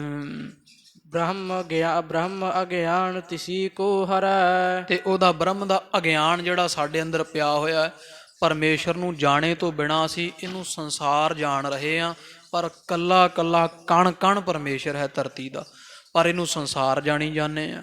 ਇਹ ਅਗਿਆਨ ਭਰਮ ਬਣਿਆ ਹੋਇਆ, ਜਿਵੇਂ ਰੱਸੀ ਦੇ ਵਿੱਚ ਸੱਪ ਦਾ ਭੁਲੇਖਾ ਪਿਆ ਹੋਇਆ, ਤੇ ਰੱਸੀ ਫੜ ਕੇ ਕੋਈ ਕਹਿ ਦੇਵੇ ਸੱਪ ਨਹੀਂ ਰੱਸੀ ਹੈ। ਗੁਰੂ ਸੰਸਾਰ ਬਾਬਤ ਸਾਨੂੰ ਦੱਸਦਾ ਹੈ ਕਿ ਭਾਈ ਇਹ ਸੰਸਾਰ ਸੰਸਾਰ ਨਹੀਂ, ਇਹੋ ਹਰ ਕਾ ਰੂਪ ਹੈ, ਤਾਂ ਹਰੀ ਪਰਮੇਸ਼ਰ ਦਾ ਰੂਪ ਹੈ ਭਾਈ। ਤਾਂ ਫਿਰ ਅਗਿਆਨ ਨਾਸ਼ ਹੋ ਜਾਂਦਾ ਹੈ ਤੇ ਬ੍ਰਹਮ ਗਿਆਨ ਦੀ ਪ੍ਰਾਪਤੀ ਹੋ ਜਾਂਦੀ ਹੈ। ਕਲਪਿਓ ਜਗਤ ਸਰਪ ਕੀ ਨਿਆਈ। ਤੋ ਮਹਾਰਾਜ ਕਹਿੰਦੇ ਸਾਧੂ ਜੀ ਗੱਲ ਇਹ ਹੈ ਅਸਲ ਵਿੱਚ ਵੀ ਕੁਝ ਨਹੀਂ ਹੈ, ਬ੍ਰਹਮ ਦੇ ਵਿੱਚ ਸੰਸਾਰ ਦੀ ਕਲਪਨਾ ਕਰੀ ਬੈਠੇ। ਜਿਵੇਂ ਰੱਸੀ ਦੇ ਵਿੱਚ ਸੱਪ ਦੀਦਾ ਕਿਉਂ ਹੈ? ਹਨੇਰੇ ਕਰਕੇ, ਜੇ ਦਿਨ ਹੋਵੇ ਫਿਰ ਨਹੀਂ ਦਿਸਦਾ। ਤਿੰਨ ਚੀਜ਼ਾਂ, ਇੱਕ ਰੱਸੀ ਹੈ, ਦੂਜਾ ਹਨੇਰਾ ਹੈ, ਤੀਜਾ ਸੱਪ ਹੈ। ਰੱਸੀ ਵਜੂਦ ਹੈ ਤੇ ਹਨੇਰਾ ਭਰਮ ਹੈ, ਤੇ ਉਹਦਾ ਅੱਗੇ ਜਿਹੜਾ ਭਰਮ ਪਿਆ ਹੋਇਆ ਹਨੇਰੇ ਕਰਕੇ ਉਸ ਰੱਸੀ 'ਚ ਸੱਪ ਦਾ ਹੈ। ਇਸੇ ਤਰ੍ਹਾਂ ਸਾਧ ਸੰਗਤ ਦੀ ਇੱਕ ਬ੍ਰਹਮ ਹੈ ਰੱਸੀ ਦੀ ਨਿਆਈ, ਤੇ ਅਗਿਆਨ ਹਨੇਰਾ ਹੈ, ਤੇ ਰੱਸੀ ਵਿੱਚ ਜਿਵੇਂ ਸੱਪ ਦਾ ਭੁਲੇਖਾ ਪਿਆ ਹੋਇਆ, ਸਾਨੂੰ ਬ੍ਰਹਮ ਦੇ ਵਿੱਚ ਅਗਿਆਨ ਕਰਕੇ ਉਹ ਸੰਸਾਰ ਦਾ ਭੁਲੇਖਾ ਪਿਆ ਹੋਇਆ। ਪਾਤਸ਼ਾਹ ਮਹਾਰਾਜ ਫਿਰ ਸਮਝਾਉਂਦੇ ਹਨ, ਬ੍ਰਹਮ ਰਜੂ ਸਮ ਲਖ ਸੁਖ ਪਾਈ। ਤੇ ਜੇ ਕਿਤੇ ਰੱਸੀ ਵਾਂਗੂ ਜਾਣ ਲਵੇ ਵੀ ਜਿਹੜਾ ਸੱਪ ਜਾਣਦਾ ਉਹ ਰੱਸੀ ਜਾਣੇ, ਸੱਪ ਨੂੰ ਪਤਾ ਲੱਗ ਜਾਵੇ ਕਿੰਨਾ ਸੁੱਖ ਹੋਵੇਗਾ, ਉਹ ਮੈਂ ਐਵੇਂ ਡਰੀ ਜਾਂਦਾ ਸੀ। ਤੋ ਇਸੇ ਤਰ੍ਹਾਂ ਜਿਨ੍ਹਾਂ ਨੇ ਗੁਰੂ ਦੀ ਦਇਆ ਸਦਕਾ ਸਮਝਾ ਦੇਵੇ ਗੁਰੂ ਵੀ ਸੰਸਾਰ ਸੰਸਾਰ ਨਹੀਂ ਪਰਮੇਸ਼ਰ ਹੈ, ਜਿਨ੍ਹਾਂ ਨੂੰ ਬ੍ਰਹਮ ਗਿਆਨ ਦੀ ਦਾਤ ਪਾਤਸ਼ਾਹ ਬਖਸ਼ ਦੇਣ, ਜਿਹੜੇ ਸੰਸਾਰ ਨੂੰ ਲੋਕ ਰੋਂਦੇ ਕਰ ਲਾਉਂਦੇ ਆ, ਉਹ ਫਿਰ ਜਾਣ ਲੈਂਦੇ ਵੀ ਨਹੀਂ ਭਾਈ ਇਹ ਤਾਂ ਸੰਸਾਰ ਵਰਗਾ ਤਾਂ ਆਨੰਦ ਹੀ ਕਿਤੇ ਨਹੀਂ ਹੈ। ਇਹੋ ਜਿਹਾ ਮਨੁੱਖਾ ਜਾਮਾ, ਇਹੋ ਜਿਹੀ ਰੰਗ ਰੌਣਕ ਕਿਤੇ ਮਿਲਣੀ ਸੰਸਾਰ ਵਰਗੀ। ਉਹ ਦੁੱਖਾਂ ਤੋਂ ਮੁਕਤ ਕਰ ਦਿੰਦੇ ਆ। ਉਹ ਜਾਣ ਲੈਂਦੇ ਵੀ ਜੰਮਣ ਮਰਨ ਬਣਿਆ ਆਇਆ, ਮੇਰਾ ਬਾਪ ਦਾਦੇ ਮਰ ਗਏ, ਪਿਛਲੇ ਚੜ੍ਹਾਈ ਕਰ ਗਏ, ਮੈਂ ਵੀ ਰਹਿਣਾ ਨਹੀਂ। ਇਸ ਸੰਸਾਰ ਤਮਾਸ਼ੇ ਵਾਂਗੂ ਵੇਖਣ ਆਏ ਆ, ਤੇ ਫਿਰ ਸੰਸਾਰ ਨੂੰ ਤਮਾਸ਼ੇ ਵਾਂਗੂ ਵੇਂਦਾ, ਕਿਸੇ ਨਾਲ ਮੋਹ ਤੇ ਨਹੀਂ ਪਾਉਂਦਾ, ਮੋਹ ਤੇ ਕਰਕੇ ਪਾਪ ਨਹੀਂ ਕਰਦਾ, ਬੱਚਿਆਂ ਦੀਆਂ ਲੋੜਾਂ ਪੂਰੀਆਂ ਕਰਨ ਵਾਸਤੇ ਫਿਰ ਦੂਜਿਆਂ ਦੇ ਬੱਚਿਆਂ ਦੇ ਮੂੰਹ ਚੋਂ ਬੁਰਕੀਆਂ ਨਹੀਂ ਖੋਹਦਾ, ਠੱਗੀਆਂ ਨਹੀਂ ਮਾਰੇਗਾ। ਤੋ ਇਹਨੂੰ ਸਾਧ ਸੰਗਤ ਦੀ ਬ੍ਰਹਮ ਅਵਸਥਾ ਕਹਿੰਦੇ। ਜਦੋਂ ਜਾਣ ਲਈਏ ਵੀ ਸਭ ਕੁਝ ਪਰਮੇਸ਼ਰ ਹੈ, ਤੋ ਪਾਤਸ਼ਾਹ ਮਹਾਰਾਜ ਕਹਿੰਦੇ ਫਿਰ ਸਾਰੇ ਹੀ ਦੁੱਖ ਨਾਸ਼ ਹੋ ਜਾਂਦੇ ਆ ਤੇ ਇਹ ਸੰਸਾਰ ਵੀ ਫਿਰ ਸੁੱਖਾਂ ਨਾਲ ਭਰਿਆ ਲੱਦਿਆ ਜਾਪਦਾ ਹੈ। ਬੰਧਿਆ ਸੁਤ ਸਮ ਜਗ ਨਹਿ ਕੂਰੋ। ਤੋ ਮਹਾਰਾਜ ਸੱਚੇ ਪਾਤਸ਼ਾਹ ਕਹਿੰਦੇ ਸੰਸਾਰ ਤਾਂ ਇਹੋ ਜਿਹਾ ਜਿਵੇਂ ਬਾਂਝ ਇਸਤਰੀ ਦਾ ਪੁੱਤਰ ਝੂਠਾ ਹੁੰਦਾ ਹੈ, ਵੀ ਨਾ ਉਹਨੂੰ ਸੱਚ ਕਿਹਾ ਜਾ ਸਕਦਾ ਨਾ ਝੂਠ ਕਿਹਾ ਜਾ ਸਕਦਾ ਹੈ। ਇੰਦਰੀਆ ਵਿਸ਼ੇ ਦਿਖਤ ਬਿਧਰੂਰੇ। ਵੀ ਸੰਸਾਰ ਹੈ ਤਾਂ ਝੂਠਾ ਪਰ ਇੰਦਰੀਆਂ ਦੇ ਵਿਸ਼ੇ ਕਰਕੇ ਸੱਚਾ ਲੱਗਦਾ। ਸੱਚੇ ਪਾਤਸ਼ਾਹ ਮਹਾਰਾਜ ਕਹਿੰਦੇ ਵੀ ਸੁੰਦਰ ਲੱਗਦਾ ਸੰਸਾਰ ਇੰਦਰੀਆਂ ਦੇ ਵਿਸ਼ੇ ਕਰਕੇ ਲੱਗਦਾ। ਜਿਹੜਾ ਕਾਮੀ ਹੈ ਉਹ ਨੇਤਰਾਂ ਨਾਲ ਪਰਾਇਆ ਰੂਪ ਵੇਖ ਕੇ ਆਖੇਗਾ ਆਹ ਜੀ ਸੰਸਾਰ ਵਰਗੀ ਤਾਂ ਕੋਈ ਗੱਲਬਾਤ ਨਹੀਂ ਹੈ। ਜਿਹਨੂੰ ਨਿੰਦਾ ਸੁਣਨ ਦਾ ਰਸ ਪਿਆ ਹੋਇਆ ਉਹ ਕੰਨਾਂ ਰਾਹੀਂ ਨਿੰਦਾ ਸੁਣ ਸੁਣ ਕੇ ਸੰਸਾਰ ਨੂੰ ਸੱਚਾ ਭਾਸਦਾ ਵੀ ਸੰਸਾਰ ਤਾਂ ਬਿਲਕੁਲ ਸੱਤ ਹੈ। ਤੋ ਇੰਦਰੀਆਂ ਦੇ ਵਿਸ਼ੇ ਕਰਕੇ ਸੰਸਾਰ ਸੱਚਾ ਲੱਗਦਾ। ਇੰਦਰੀ ਨੂੰ ਜਿਹੜਾ ਵਿਸ਼ਾ ਚਿੰਬੜਿਆ ਹੋਇਆ ਉਹ ਫਿਰ ਸੰਸਾਰ ਨੂੰ ਉਸੇ ਬਿਰਤੀ ਨਾਲ ਇਹ ਜੈਸੀ ਮਨਸਾ ਤੈਸੀ ਦਸ਼ਾ, ਉਹ ਫਿਰ ਸਰੀਰ ਜੀਵ ਦੀ ਵੈਸੀ ਹਾਲਤ ਹੋਣ ਲੱਗ ਪੈਂਦੀ ਹੈ। ਕਾਮਣ ਪੁਰਖ ਕਾਮਣੀ ਪਿਆਰੀ, ਲੋਭੀ ਨਰ ਧਨ ਕਾ ਹਿਤਕਾਰੀ। ਤੋ ਸੱਚੇ ਪਾਤਸ਼ਾਹ ਮਹਾਰਾਜ ਸਮਝਾਉਂਦੇ ਹੇ ਸੰਤ ਜੀ ਸੰਸਾਰ ਜਿਹੜਾ ਇੰਦਰੀਆਂ ਦੇ ਵਿਸ਼ੇ ਕਰਕੇ ਮਿੱਠਾ ਲੱਗਦਾ। ਕਾਮੀ ਨੂੰ ਸੰਸਾਰ ਉਹ ਕਾਮਕ ਬਿਰਤੀ ਨਾਲ ਵੇਖੇਗਾ ਉਹਨੂੰ ਵੈਸਾ ਸੰਸਾਰ ਦਿਸੇਗਾ। ਤੋ ਜਿਹੜਾ ਲੋਭੀ ਹੈ ਉਹ ਲੋਭ ਬਿਰਤੀ ਨਾਲ ਸੰਸਾਰ ਨੂੰ ਵੇਖੇਗਾ। ਜਿਹੜਾ ਵਿਸ਼ੇ ਭੋਗਣ ਵਾਲਾ ਨਿੰਦਾ ਦਾ ਉਹ ਕੰਨਾਂ ਕਰਕੇ ਸੰਸਾਰ ਨੂੰ ਮਾਣਦਾ ਹੈ। ਜਿਹੜੇ ਰਸ ਕਸ ਖਾਣ ਵਾਲੇ ਆ, ਕੋਈ ਨਸ਼ਾ ਪੱਤਾ ਕਰਦਾ ਜਿਹੜਾ ਕੋਈ, ਉਹ ਰਸਨਾ ਕਰਕੇ ਸੰਸਾਰ ਨੂੰ ਮਾਣ ਰਿਹਾ ਹੈ। ਤੋ ਇਸ ਤਰ੍ਹਾਂ ਪਾਤਸ਼ਾਹ ਕਹਿੰਦੇ ਵਿਸ਼ੇ ਇੰਦਰੀਆਂ ਦੇ ਵਿਸ਼ੇ ਕਰਕੇ ਸੰਸਾਰ ਦੇ ਜੀਵ ਸੰਸਾਰ ਨੂੰ ਸੁੰਦਰ ਵੇਖ ਰਹੇ ਹਨ। ਸਤਿ ਬ੍ਰਹਮ ਕੀ ਸਤਿਆ ਸੰਗ। ਫਿਰ ਜੇ ਤੂੰ ਆਖੇ ਇਹ ਮਹਾਤਮਾ ਵੀ ਸੰਸਾਰ ਸੱਚ ਹੈ ਕਿ ਝੂਠਾ, ਜੇ ਝੂਠਾ ਤੇ ਸੱਚਾ ਕਿਉਂ ਲੱਗਦਾ, ਦਿਸਦਾ ਕਿਉਂ ਹੈ? ਤੋ ਗਰੀਬ ਨਵਾਜ ਮਹਾਰਾਜ ਕਹਿੰਦੇ ਵੀ ਸਤ ਬ੍ਰਹਮ ਕੀ ਸਤਿਆ ਸੰਗ, ਵੀ ਸੰਸਾਰ ਹੈ ਤਾਂ ਝੂਠਾ ਪਰ ਇਹਦਾ ਵਜੂਦ ਸੱਚਾ ਹੈ। ਜਿਵੇਂ ਸਾਧ ਸੰਗ ਜੀ ਰੱਸੀ ਹੈ ਨਾ, ਹੁਣ ਸੱਪ ਕਲਪਿਆ ਹੋਇਆ ਸੱਪ ਹੈ ਤਾਂ ਝੂਠ ਪਰ ਸੱਪ ਲੱਗਿਆ ਕਿਉਂ? ਕਿਉਂਕਿ ਰੱਸੀ ਪਈ ਹੋਈ ਹੈ। ਸੱਪ ਦਾ ਵਜੂਦ ਰੱਸੀ ਹੈ। ਜੇ ਰੱਸੀ ਨਾ ਉੱਥੇ ਹੋਵੇ ਤੇ ਭੁਲੇਖਾ ਕਾਹਦਾ ਪੈਣਾ ਸੀ? ਬ੍ਰਹਮ ਹੈ ਤਾਂ ਹੀ ਸੰਸਾਰ ਦਾ ਭੁਲੇਖਾ ਪੈਂਦਾ। ਰੱਸੀ ਹੈ ਤਾਂ ਹੀ ਹਨੇਰੇ, ਰੱਸੀ ਹੈ ਤੇ ਹਨੇਰੇ ਕਰਕੇ ਤਾਂ ਹੀ ਸੱਪ ਦਾ ਭੁਲੇਖਾ ਪੈਂਦਾ। ਜੇ ਉੱਥੇ ਰੱਸੀ ਨਾ ਹੋਵੇ ਤੇ ਫਿਰ ਕਿਸੇ ਨੂੰ ਸੱਪ ਦਾ ਭੁਲੇਖਾ ਨਹੀਂ ਪੈਣਾ ਸੀ। ਤੇ ਬ੍ਰਹਮ ਹੈ, ਬ੍ਰਹਮ ਹੈ, ਬ੍ਰਹਮ ਦੇ ਵਿੱਚ ਤਾਂ ਸੰਸਾਰ ਦਾ ਭੁਲੇਖਾ ਪੈਂਦਾ। ਪਾਤਸ਼ਾਹ ਕਹਿੰਦੇ ਭਾਈ ਸਾਧੂ ਜੀ ਸੰਸਾਰ ਸੱਚਾ ਤਾਂ ਲੱਗਦਾ ਬਾਜੀਗਰ ਜੈਸੀ ਬਾਜੀ, ਮਾਇਆ ਕੀ ਕਨਾਤ ਸਾਜੀ, ਪਾਜੀ ਕੋ ਅਪਾਜੀ ਲਖ ਤਾਸੋ ਬਿਰ ਮਾਇਓ ਹੈ, ਕੂੜ ਹੈ ਰੇ ਕੂੜ ਮਨ ਮੂੜ, ਲਗ ਨਾਮ ਰੂੜ, ਸਾਚੇ ਕੋ ਬਣਾਇਓ ਤਾ ਤੇ ਸਾਚੇ ਸੋ ਸੁਹਾਇਓ ਹੈ। ਸੰਸਾਰ ਬਣਾਇਆ ਹੋਇਆ ਸੱਚੇ ਦਾ ਹੈ। ਇਹੋ ਜਗ ਸੱਚੇ ਕੀ ਹੈ ਕੋਠੜੀ, ਸੱਚੇ ਕਾ ਵਿੱਚ ਵਾਸ। ਇਹ ਸੰਸਾਰ ਸੱਚੇ ਦੇ ਰਹਿਣ ਵਾਲੀ ਕੋਠੀ ਹੈ, ਇਹਦੇ ਵਿੱਚ ਪਰਮੇਸ਼ਰ ਰਹਿੰਦਾ ਹੈ। ਸੰਸਾਰ ਤਾਂ ਸੱਚਾ ਲੱਗਦਾ ਹੈ। ਇਹ ਸਰੀਰ ਵਿੱਚ ਵੀ ਸਾਧ ਸੰਗਤ ਜੀ, ਸਰੀਰ ਜੇ ਆਖੀਏ ਜੇ ਬੰਦਾ ਜੀ ਮਿੱਟੀ ਦੀ ਢੇਰੀ ਹੈ, ਇਹ ਝੂਠ ਹੈ ਪਰ ਸੱਚ ਲੱਗਦਾ। ਸੱਚ ਕਿਉਂ ਲੱਗਦਾ? ਇਹਦੇ ਵਿੱਚ ਬੈਠਾ ਜਿਹੜਾ ਉਹ ਸੱਚਾ ਹੈ। ਜਦੋਂ ਉਹ ਚਲਾ ਜਾਂਦਾ ਫਿਰ ਸੰਸਾਰ ਸਰੀਰ ਨੂੰ ਕਿਉਂ ਫੂਕ ਦਿੱਤਾ ਜਾਂਦਾ? ਸਰੀਰ ਉਹਨਾਂ ਸਮਾਂ ਸੱਚਾ ਹੈ, ਸਰੀਰ ਝੂਠਾ ਹੈ ਪਰ ਇਹਦੇ ਵਿੱਚ ਬਹਿਣ ਵਾਲਾ ਸੱਚਾ। ਜਿੱਦਿਓ ਜਿਹੜਾ ਬੈਠਾ ਹੋਇਆ ਉਹ ਸੱਚਾ ਉੱਠ ਗਿਆ ਨਾ ਸਾਧ ਸੰਗਤ ਜੀ, ਫਿਰ ਸਰੀਰ ਵਾਕਿਆ ਹੀ ਝੂਠਾ ਹੈ। ਰੁੱਖ ਸੱਚ ਨਹੀਂ ਹੈ, ਝੂਠ ਹੈ, ਪਰ ਰੁੱਖ ਵਿੱਚ ਜਿਹੜਾ ਹਰਿਆਲੀ ਚੇਤਨ ਧਾਰ ਕੇ ਬੈਠਾ ਹੈ ਉਹ ਸੱਚ ਹੈ। ਜਦੋਂ ਰੁੱਖ ਦੇ ਵਿੱਚੋਂ ਨਿਕਲ ਜਾਂਦਾ ਫਿਰ ਰੁੱਖ ਸੁੱਕ ਜਾਂਦਾ ਹੈ। ਇਸ ਤਰ੍ਹਾਂ ਪਰਮੇਸ਼ਰ ਸੱਚ ਹੈ, ਸੰਸਾਰ ਝੂਠ ਹੈ, ਪਰ ਝੂਠੇ ਸੰਸਾਰ ਵਿੱਚ ਜਿਹੜਾ ਬੈਠਾ ਹੈ ਉਹ ਸੱਚਾ ਹੈ। ਭਾਸਤ ਹੈ ਸਤ ਨਾਨਾ ਰੰਗ। ਤੋ ਝੂਠੇ ਸੰਸਾਰ ਵਿੱਚ ਬਹਿਣ ਵਾਲਾ ਜਿਹੜਾ ਸੱਚਾ ਹੈ, ਜਿਸ ਕਰਕੇ ਸੰਸਾਰ ਸਤ ਭਾਸਦਾ ਤੇ ਤਰ੍ਹਾਂ ਤਰ੍ਹਾਂ ਦੇ ਰੰਗ ਰੌਣਕ ਮੇਲੇ ਦਿਸ ਰਹੇ ਹਨ। ਜਹ ਸਚੋ ਹੋਵੇ ਤਿਸ਼ਟਾਨ। ਤੋ ਮਹਾਰਾਜ ਕਹਿੰਦੇ ਇਹ ਸਾਧੂ ਜੀ ਜਿੱਥੇ ਆਸਰਾ ਸੱਚਾ ਹੋਵੇ, ਜਿੱਥੇ ਆਸਰਾ ਸੱਚੇ ਦਾ, ਜਿਸ ਵਸਤੂ ਨੂੰ ਆਸਰਾ ਸੱਚੇ ਦਾ ਹੈ, ਤਹਾਂ ਕਲਪਨਾ ਬਨ ਹੈ ਆਨ। ਉੱਥੇ ਹੋਰ ਕਲਪਨਾ ਬਾਣੀ ਜਾਂਦੀ ਹੈ। ਜਿਵੇਂ ਰੱਸੀ ਤਾਂ ਸੱਚ ਹੈ ਨਾ, ਤੇ ਸੱਪ ਦਾ ਭੁਲੇਖਾ ਪਿਆ ਪਰ ਭੁਲੇਖੇ ਪਏ ਹੋਏ ਸੱਪ ਨੂੰ ਆਸਰਾ ਸੱਚੀ ਰੱਸੀ ਦਾ, ਕਿਉਂਕਿ ਰੱਸੀ ਸੱਚ ਹੈ। ਤੋ ਜਿੱਥੇ ਸੱਚ ਹੁੰਦਾ ਹੈ ਨਾ ਉੱਥੇ ਹੋਰ ਭੁਲੇਖਾ ਮਾਰੇ ਕਹਿੰਦੇ ਪੈ ਹੀ ਜਾਂਦਾ ਹੈ। ਭਰਮ ਕਰਕੇ ਸੰਸਾਰ ਦਾ ਭੁਲੇਖਾ ਪਿਆ ਹੋਇਆ, ਇਹਦਾ ਸੱਚ ਬ੍ਰਹਮ ਹੈ। ਜਿਵੇਂ ਸੱਪ ਦਾ ਭੁਲੇਖਾ ਪਿਆ ਹੋਵੇ ਪਰ ਸੱਪ ਦਾ ਅਸਲੀ ਰੂਪ ਰੱਸੀ ਹੁੰਦੀ ਹੈ। ਜਾਵਤ ਨਹਿ ਤਿਸ਼ਟਾਨ ਸੁਜਾਨ ਹੈ। ਤੇ ਇਸ ਕਰਕੇ ਫਿਰ ਮਹਾਰਾਜ ਕਹਿੰਦੇ ਸਾਧੂ ਜੀ ਫਿਰ ਸੰਸਾਰ ਝੂਠ ਹੈ, ਉਹਦਾ ਆਸਰਾ ਬ੍ਰਹਮ ਜਿਹੜਾ ਉਹ ਸੱਚ ਹੈ। ਤੇ ਫਿਰ ਸੰਸਾਰ ਨੂੰ ਲੈਣਾ ਕੀ, ਸੰਸਾਰ ਤੋਂ ਜਿਹੜਾ ਝੂਠਾ ਹੈ। ਤੋ ਇਹਨੇ ਬੇਨਤੀ ਕੀਤੀ, ਪਾਤਸ਼ਾਹ ਇਹ ਭਰਮ ਨਾਸ਼ ਕਿਵੇਂ ਹੋਵੇਗਾ? ਮਹਾਰਾਜ ਕਹਿੰਦੇ ਸੰਸਾਰ ਨੂੰ ਛੱਡ, ਜਿਹਦੇ ਆਸਰੇ ਸੰਸਾਰ ਟਿਕਿਆ ਹੋਇਆ ਉਹਦੇ ਵੱਲ ਤੁਰ ਤੂੰ। ਵੀ ਤੂੰ ਸੱਪ ਨੂੰ ਛੱਡ, ਵੇਖ ਉਹ ਰੱਸੀ ਹੈ, ਫਿਰ ਤੇਰਾ ਭਰਮ ਨਾਸ਼ ਹੋਵੇਗਾ। ਤੋਂ ਮਹਾਰਾਜ ਕਹਿੰਦੇ ਆਸਰਾ ਵੇਖ, ਆਸਰਾ ਕੀ ਹੈ ਸੰਸਾਰ ਦਾ, ਸੰਸਾਰ ਦੇ ਆਸਰੇ ਦੀ ਭਾਲ ਕਰਨੀ ਕਰ। ਜਦੋਂ ਤੱਕ ਜੀਵ ਸੰਸਾਰ ਦੇ ਆਸਰੇ ਨੂੰ ਲੱਭਦਾ ਨਹੀਂ ਹੈ, ਜਾਣਦਾ ਨਹੀਂ ਹੈ, ਤਾਵਤ ਭ੍ਰਮ ਤੇ ਕਲਪਨ ਠਨ ਹੈ। ਉਹਨਾਂ ਸਮਾਂ ਕਲਪਨਾ ਬਣੀ ਰਹਿੰਦੀ ਹੈ। ਜਿਵੇਂ ਸੱਪ ਉਹਨਾਂ ਚਿਰ ਲੱਗੂ ਹੀ ਲੱਗੂ ਜਿੰਨਾ ਸਮਾਂ ਉਸ ਭੁਲੇਖੇ ਪਾਏ ਹੋਏ ਸੱਪ ਵਿੱਚ ਰੱਸੀ ਨਹੀਂ ਅੱਗੇ ਪ੍ਰਤੀਤ ਹੁੰਦੀ, ਰੱਸੀ ਦਾ ਇਹ ਜਾਣਕਾਰੀ ਨਹੀਂ ਭੁਲੇਖੇ ਪੈਣ ਵਾਲੇ ਨੂੰ ਮਿਲਦੀ ਵੀ ਨਹੀਂ ਮੈਨੂੰ ਸੱਪ ਕਿਉਂ ਲੱਗਦਾ, ਕਿਉਂਕਿ ਰੱਸੀ ਪਈ ਹੈ। ਸੰਸਾਰ ਕਿਉਂ ਲੱਗਦਾ, ਕਿਉਂਕਿ ਸੰਸਾਰ ਵਿੱਚ ਪਰਮੇਸ਼ਰ ਵਸਿਆ ਹੋਇਆ। ਤੋ ਗਰੀਬ ਨਵਾਜ ਮਹਾਰਾਜ ਕਿ ਉਹਨਾਂ ਸਮਾਂ ਭਰਮ ਤੇ ਕਲਪਨਾ ਬਣੀ ਰਹਿੰਦੀ ਹੈ, ਜਿੰਨਾ ਸਮਾਂ ਝੂਠ ਦਾ ਜਿਹੜਾ ਸੱਚਾ ਆਸਰਾ ਉਹਨੂੰ ਜਾਣਿਆ ਨਹੀਂ ਜਾਂਦਾ ਹੈ। ਨਿਸਚੈ ਹੋਏ ਗਿਆਨ ਤਿਸ਼ਟਾਨ। ਤੋ ਜਦੋਂ ਜਿਹੜਾ ਅਧਿਸ਼ਠਾਨ ਰੂਪ ਪਰਮੇਸ਼ਰ ਹੈ ਸੰਸਾਰ ਦਾ, ਉਹਦਾ ਨਿਸ਼ਚਾ ਹੋ ਜਾਵੇ ਜੀਵ ਨੂੰ ਗਿਆਨ ਦੇ ਕਰਕੇ, ਇਹ ਗਿਆਨ ਹੋ ਜਾਵੇ ਵੀ ਸੰਸਾਰ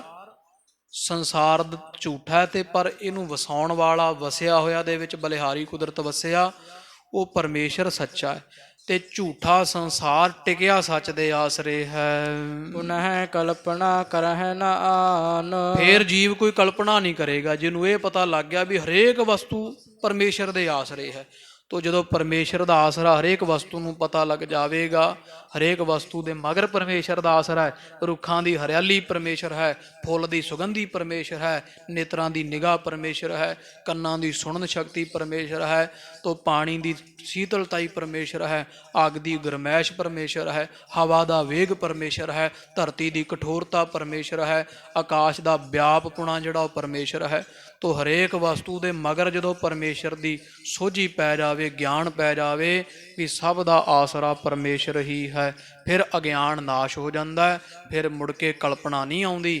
ਜਿਵੇਂ ਪਤਾ ਲੱਗ ਜਾਵੇ ਵੀ ਸੱਪ ਨਹੀਂ ਰੱਸੀ ਹੈ, ਫਿਰ ਚਾਹੇ ਉਹ ਰੱਸੀ ਕੋਲੋਂ 20 ਵਾਰੀ ਲੰਘੇ ਪ੍ਰਾਣੀ, ਫਿਰ ਕਦੇ ਭੁਲੇਖਾ ਨਹੀਂ ਪੈਂਦਾ ਹੈ। ਜਾਂ ਤੇ ਸੁਨਹ ਸੰਤ ਸ਼ਰਤ ਮਾਹੇ। ਤੋ ਮਹਾਰਾਜ ਕਹਿੰਦੇ ਕੰਨਾਂ ਰਾਹੀਂ ਹੈ ਮਹਾਂਪੁਰਖੋ ਸਾਧੂ ਮਹਾਤਮਾ ਜੀ ਅੱਗੇ ਸੁਣਨਾ ਕਰੋ ਜੀ। ਜਿਹ ਅਲੰਬ ਜਗ ਜਾਨਹ ਤਾਹੇ। ਤੇ ਜਿਹੜਾ ਅਲੰਬ ਆਸਰਾ ਹੈ ਨਾ ਸੰਸਾਰ ਦਾ, ਉਹਨੂੰ ਜਾਣਨਾ ਚਾਹੀਦਾ ਹੈ ਵੀ ਤੂੰ ਸੰਸਾਰ ਨਾ ਵੇਖ, ਸੰਸਾਰ ਖੜਾ ਕਿਹਦੇ ਆਸਰੇ ਹੈ, ਉਹਦੇ ਗੁਣ ਗਾਉਣੇ ਕਰ।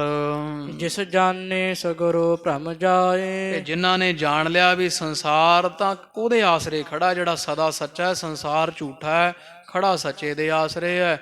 ਜਿਨ੍ਹਾਂ ਉਸ ਸੱਚੇ ਨੂੰ ਜਾਣਿਆ ਉਹਨਾਂ ਦੇ ਸਾਰੇ ਭਰਮ ਨਾਸ਼ ਹੋ ਗਏ ਹਨ। ਸਭ ਵਿਚਿਤ੍ਰਤਾ ਏਕ ਲਖਾਏ। ਇਹ ਫਿਰ ਸਾਰੇ ਸੰਸਾਰ ਨੂੰ ਨਾਨਾ ਤਰ੍ਹਾਂ ਦਾ ਨਹੀਂ ਦੇਖਦੇ, ਉਹਨਾਂ ਨੂੰ ਇੱਕੋ ਜਿਹਾ ਹੀ ਸਾਰਾ ਸੰਸਾਰ ਦਿਸਦਾ ਹੈ। ਸਭ ਮੈਂ ਜੋਤ ਜੋਤ ਹੈ, ਸੋਏ ਵਾਲੀ ਬਿਰਤੀ ਉੱਠ ਆਉਂਦੀ ਹੈ। ਬ੍ਰਹਮ ਸਰੂਪ ਆਪ ਹੋਏ ਮਾਨ। ਤੇ ਆਪਦੇ ਆਪ ਨੂੰ ਮੰਨ ਲੈਂਦਾ ਵੀ ਮੈਂ ਬ੍ਰਹਮ ਦਾ ਸਰੂਪ ਹਾਂ, ਮੇਰੇ ਵਿੱਚ ਵੀ ਪਰਮੇਸ਼ਰ ਦੀ ਜੋਤ ਹੈ। ਸਭ ਚੇਤਨ ਆਨੰਦ ਮਹਾਨ। ਮੈਂ ਉਹ ਹਾਂ ਜਿਹੜਾ ਸਤ ਚੇਤਨ ਆਨੰਦ, ਸਤ ਚਿਦਾ ਆਨੰਦ ਪਰਮੇਸ਼ਰ ਮਹਾਨ ਹੈ। ਜੇ ਮਾਇਆ ਕੋ ਕੀਜਹ ਨਿਰਨੋ। ਤੋ ਮਹਾਰਾਜ ਕਹਿੰਦੇ ਹੇ ਸਾਧੂ ਜੀ, ਜੇ ਤੁਸੀਂ ਮਾਇਆ ਦਾ ਨਿਰਣਾ ਕਰਨ ਵਾਲੇ ਪਾਸੇ ਪੈ ਗਏ ਵੀ ਮਾਇਆ ਸੱਤ ਹੈ ਕਿ ਝੂਠ ਹੈ, ਸੰਸਾਰ ਨੂੰ ਸੱਤ ਝੂਠ ਦਾ ਨਿਰਣਾ ਤਾਂ ਇਸ ਤਰ੍ਹਾਂ ਹੈ, ਜਿਹੜੀ ਮਾਇਆ ਦੇ ਕਰਕੇ ਸੱਚ ਝੂਠ ਲੱਗਦਾ ਹੈ। ਜੰਮਦੇ ਜੀਵ ਮਰੀ ਜਾਂਦੇ ਆ, ਮਾਇਆ ਨੇ ਜਾਲ ਪਾਇਆ ਹੋਇਆ।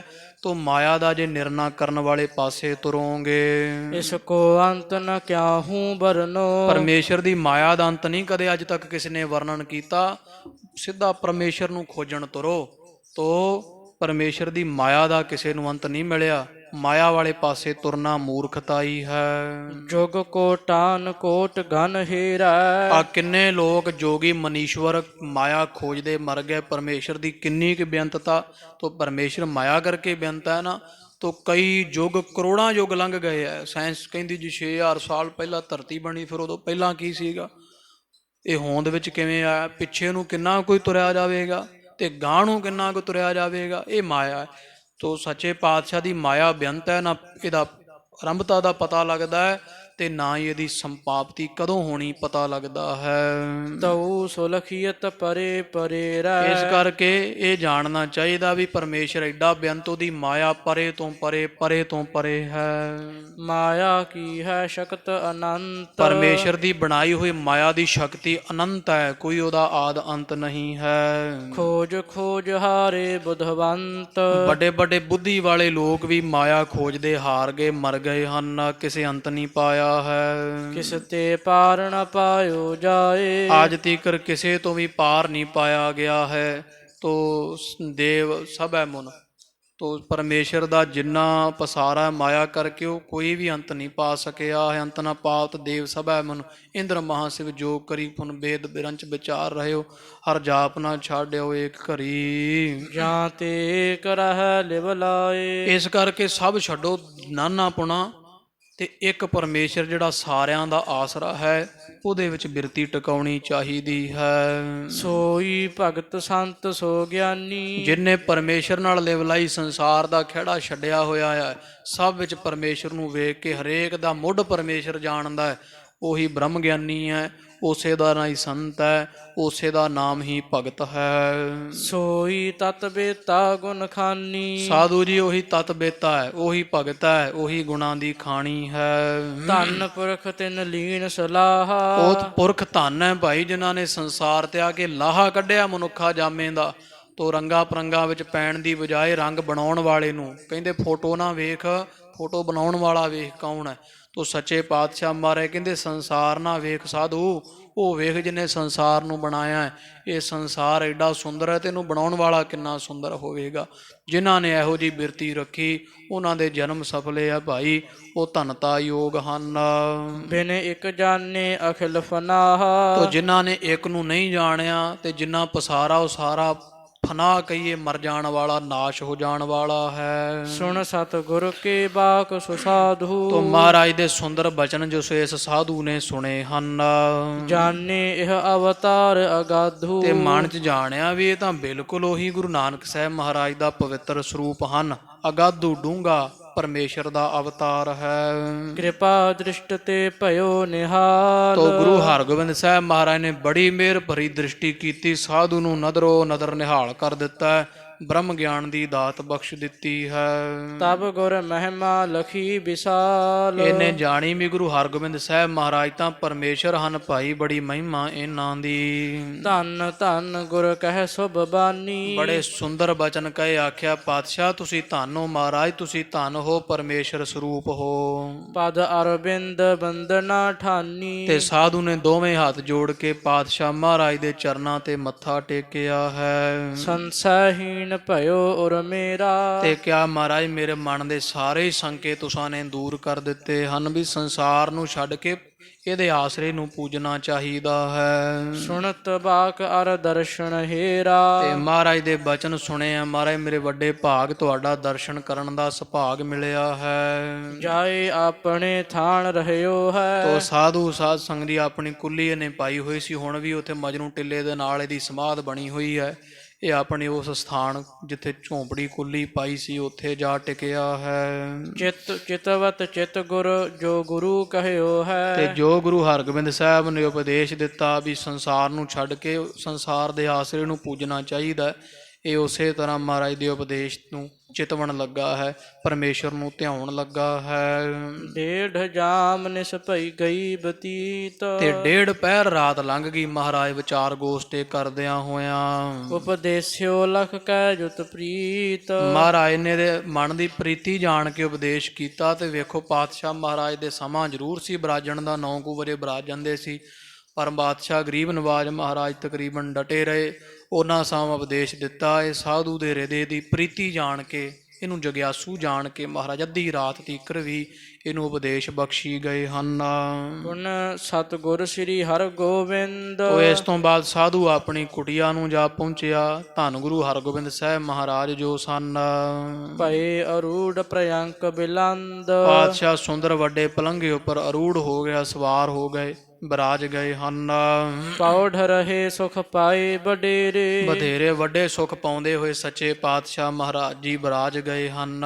ਸਾਵਧਾਨ ਚਾਕਰ ਚਾਹ ਫੇਰੇ। ਮਹਾਰਾਜ ਦੇ ਜਿਹੜੇ ਸਿੱਖ ਸੂਰਮੇ ਉਹ ਪਹਿਰਾ ਲਾਇਆ ਹੋਇਆ ਤੇ ਤੰਬੂਆਂ ਦੇ ਦੁਆਲੇ ਗਸ਼ਤ ਕਰਦੇ ਆ ਤੇ ਤਿਆਰ ਬਰ ਤਿਆਰ ਹਨ, ਸਾਵਧਾਨ ਹਨ।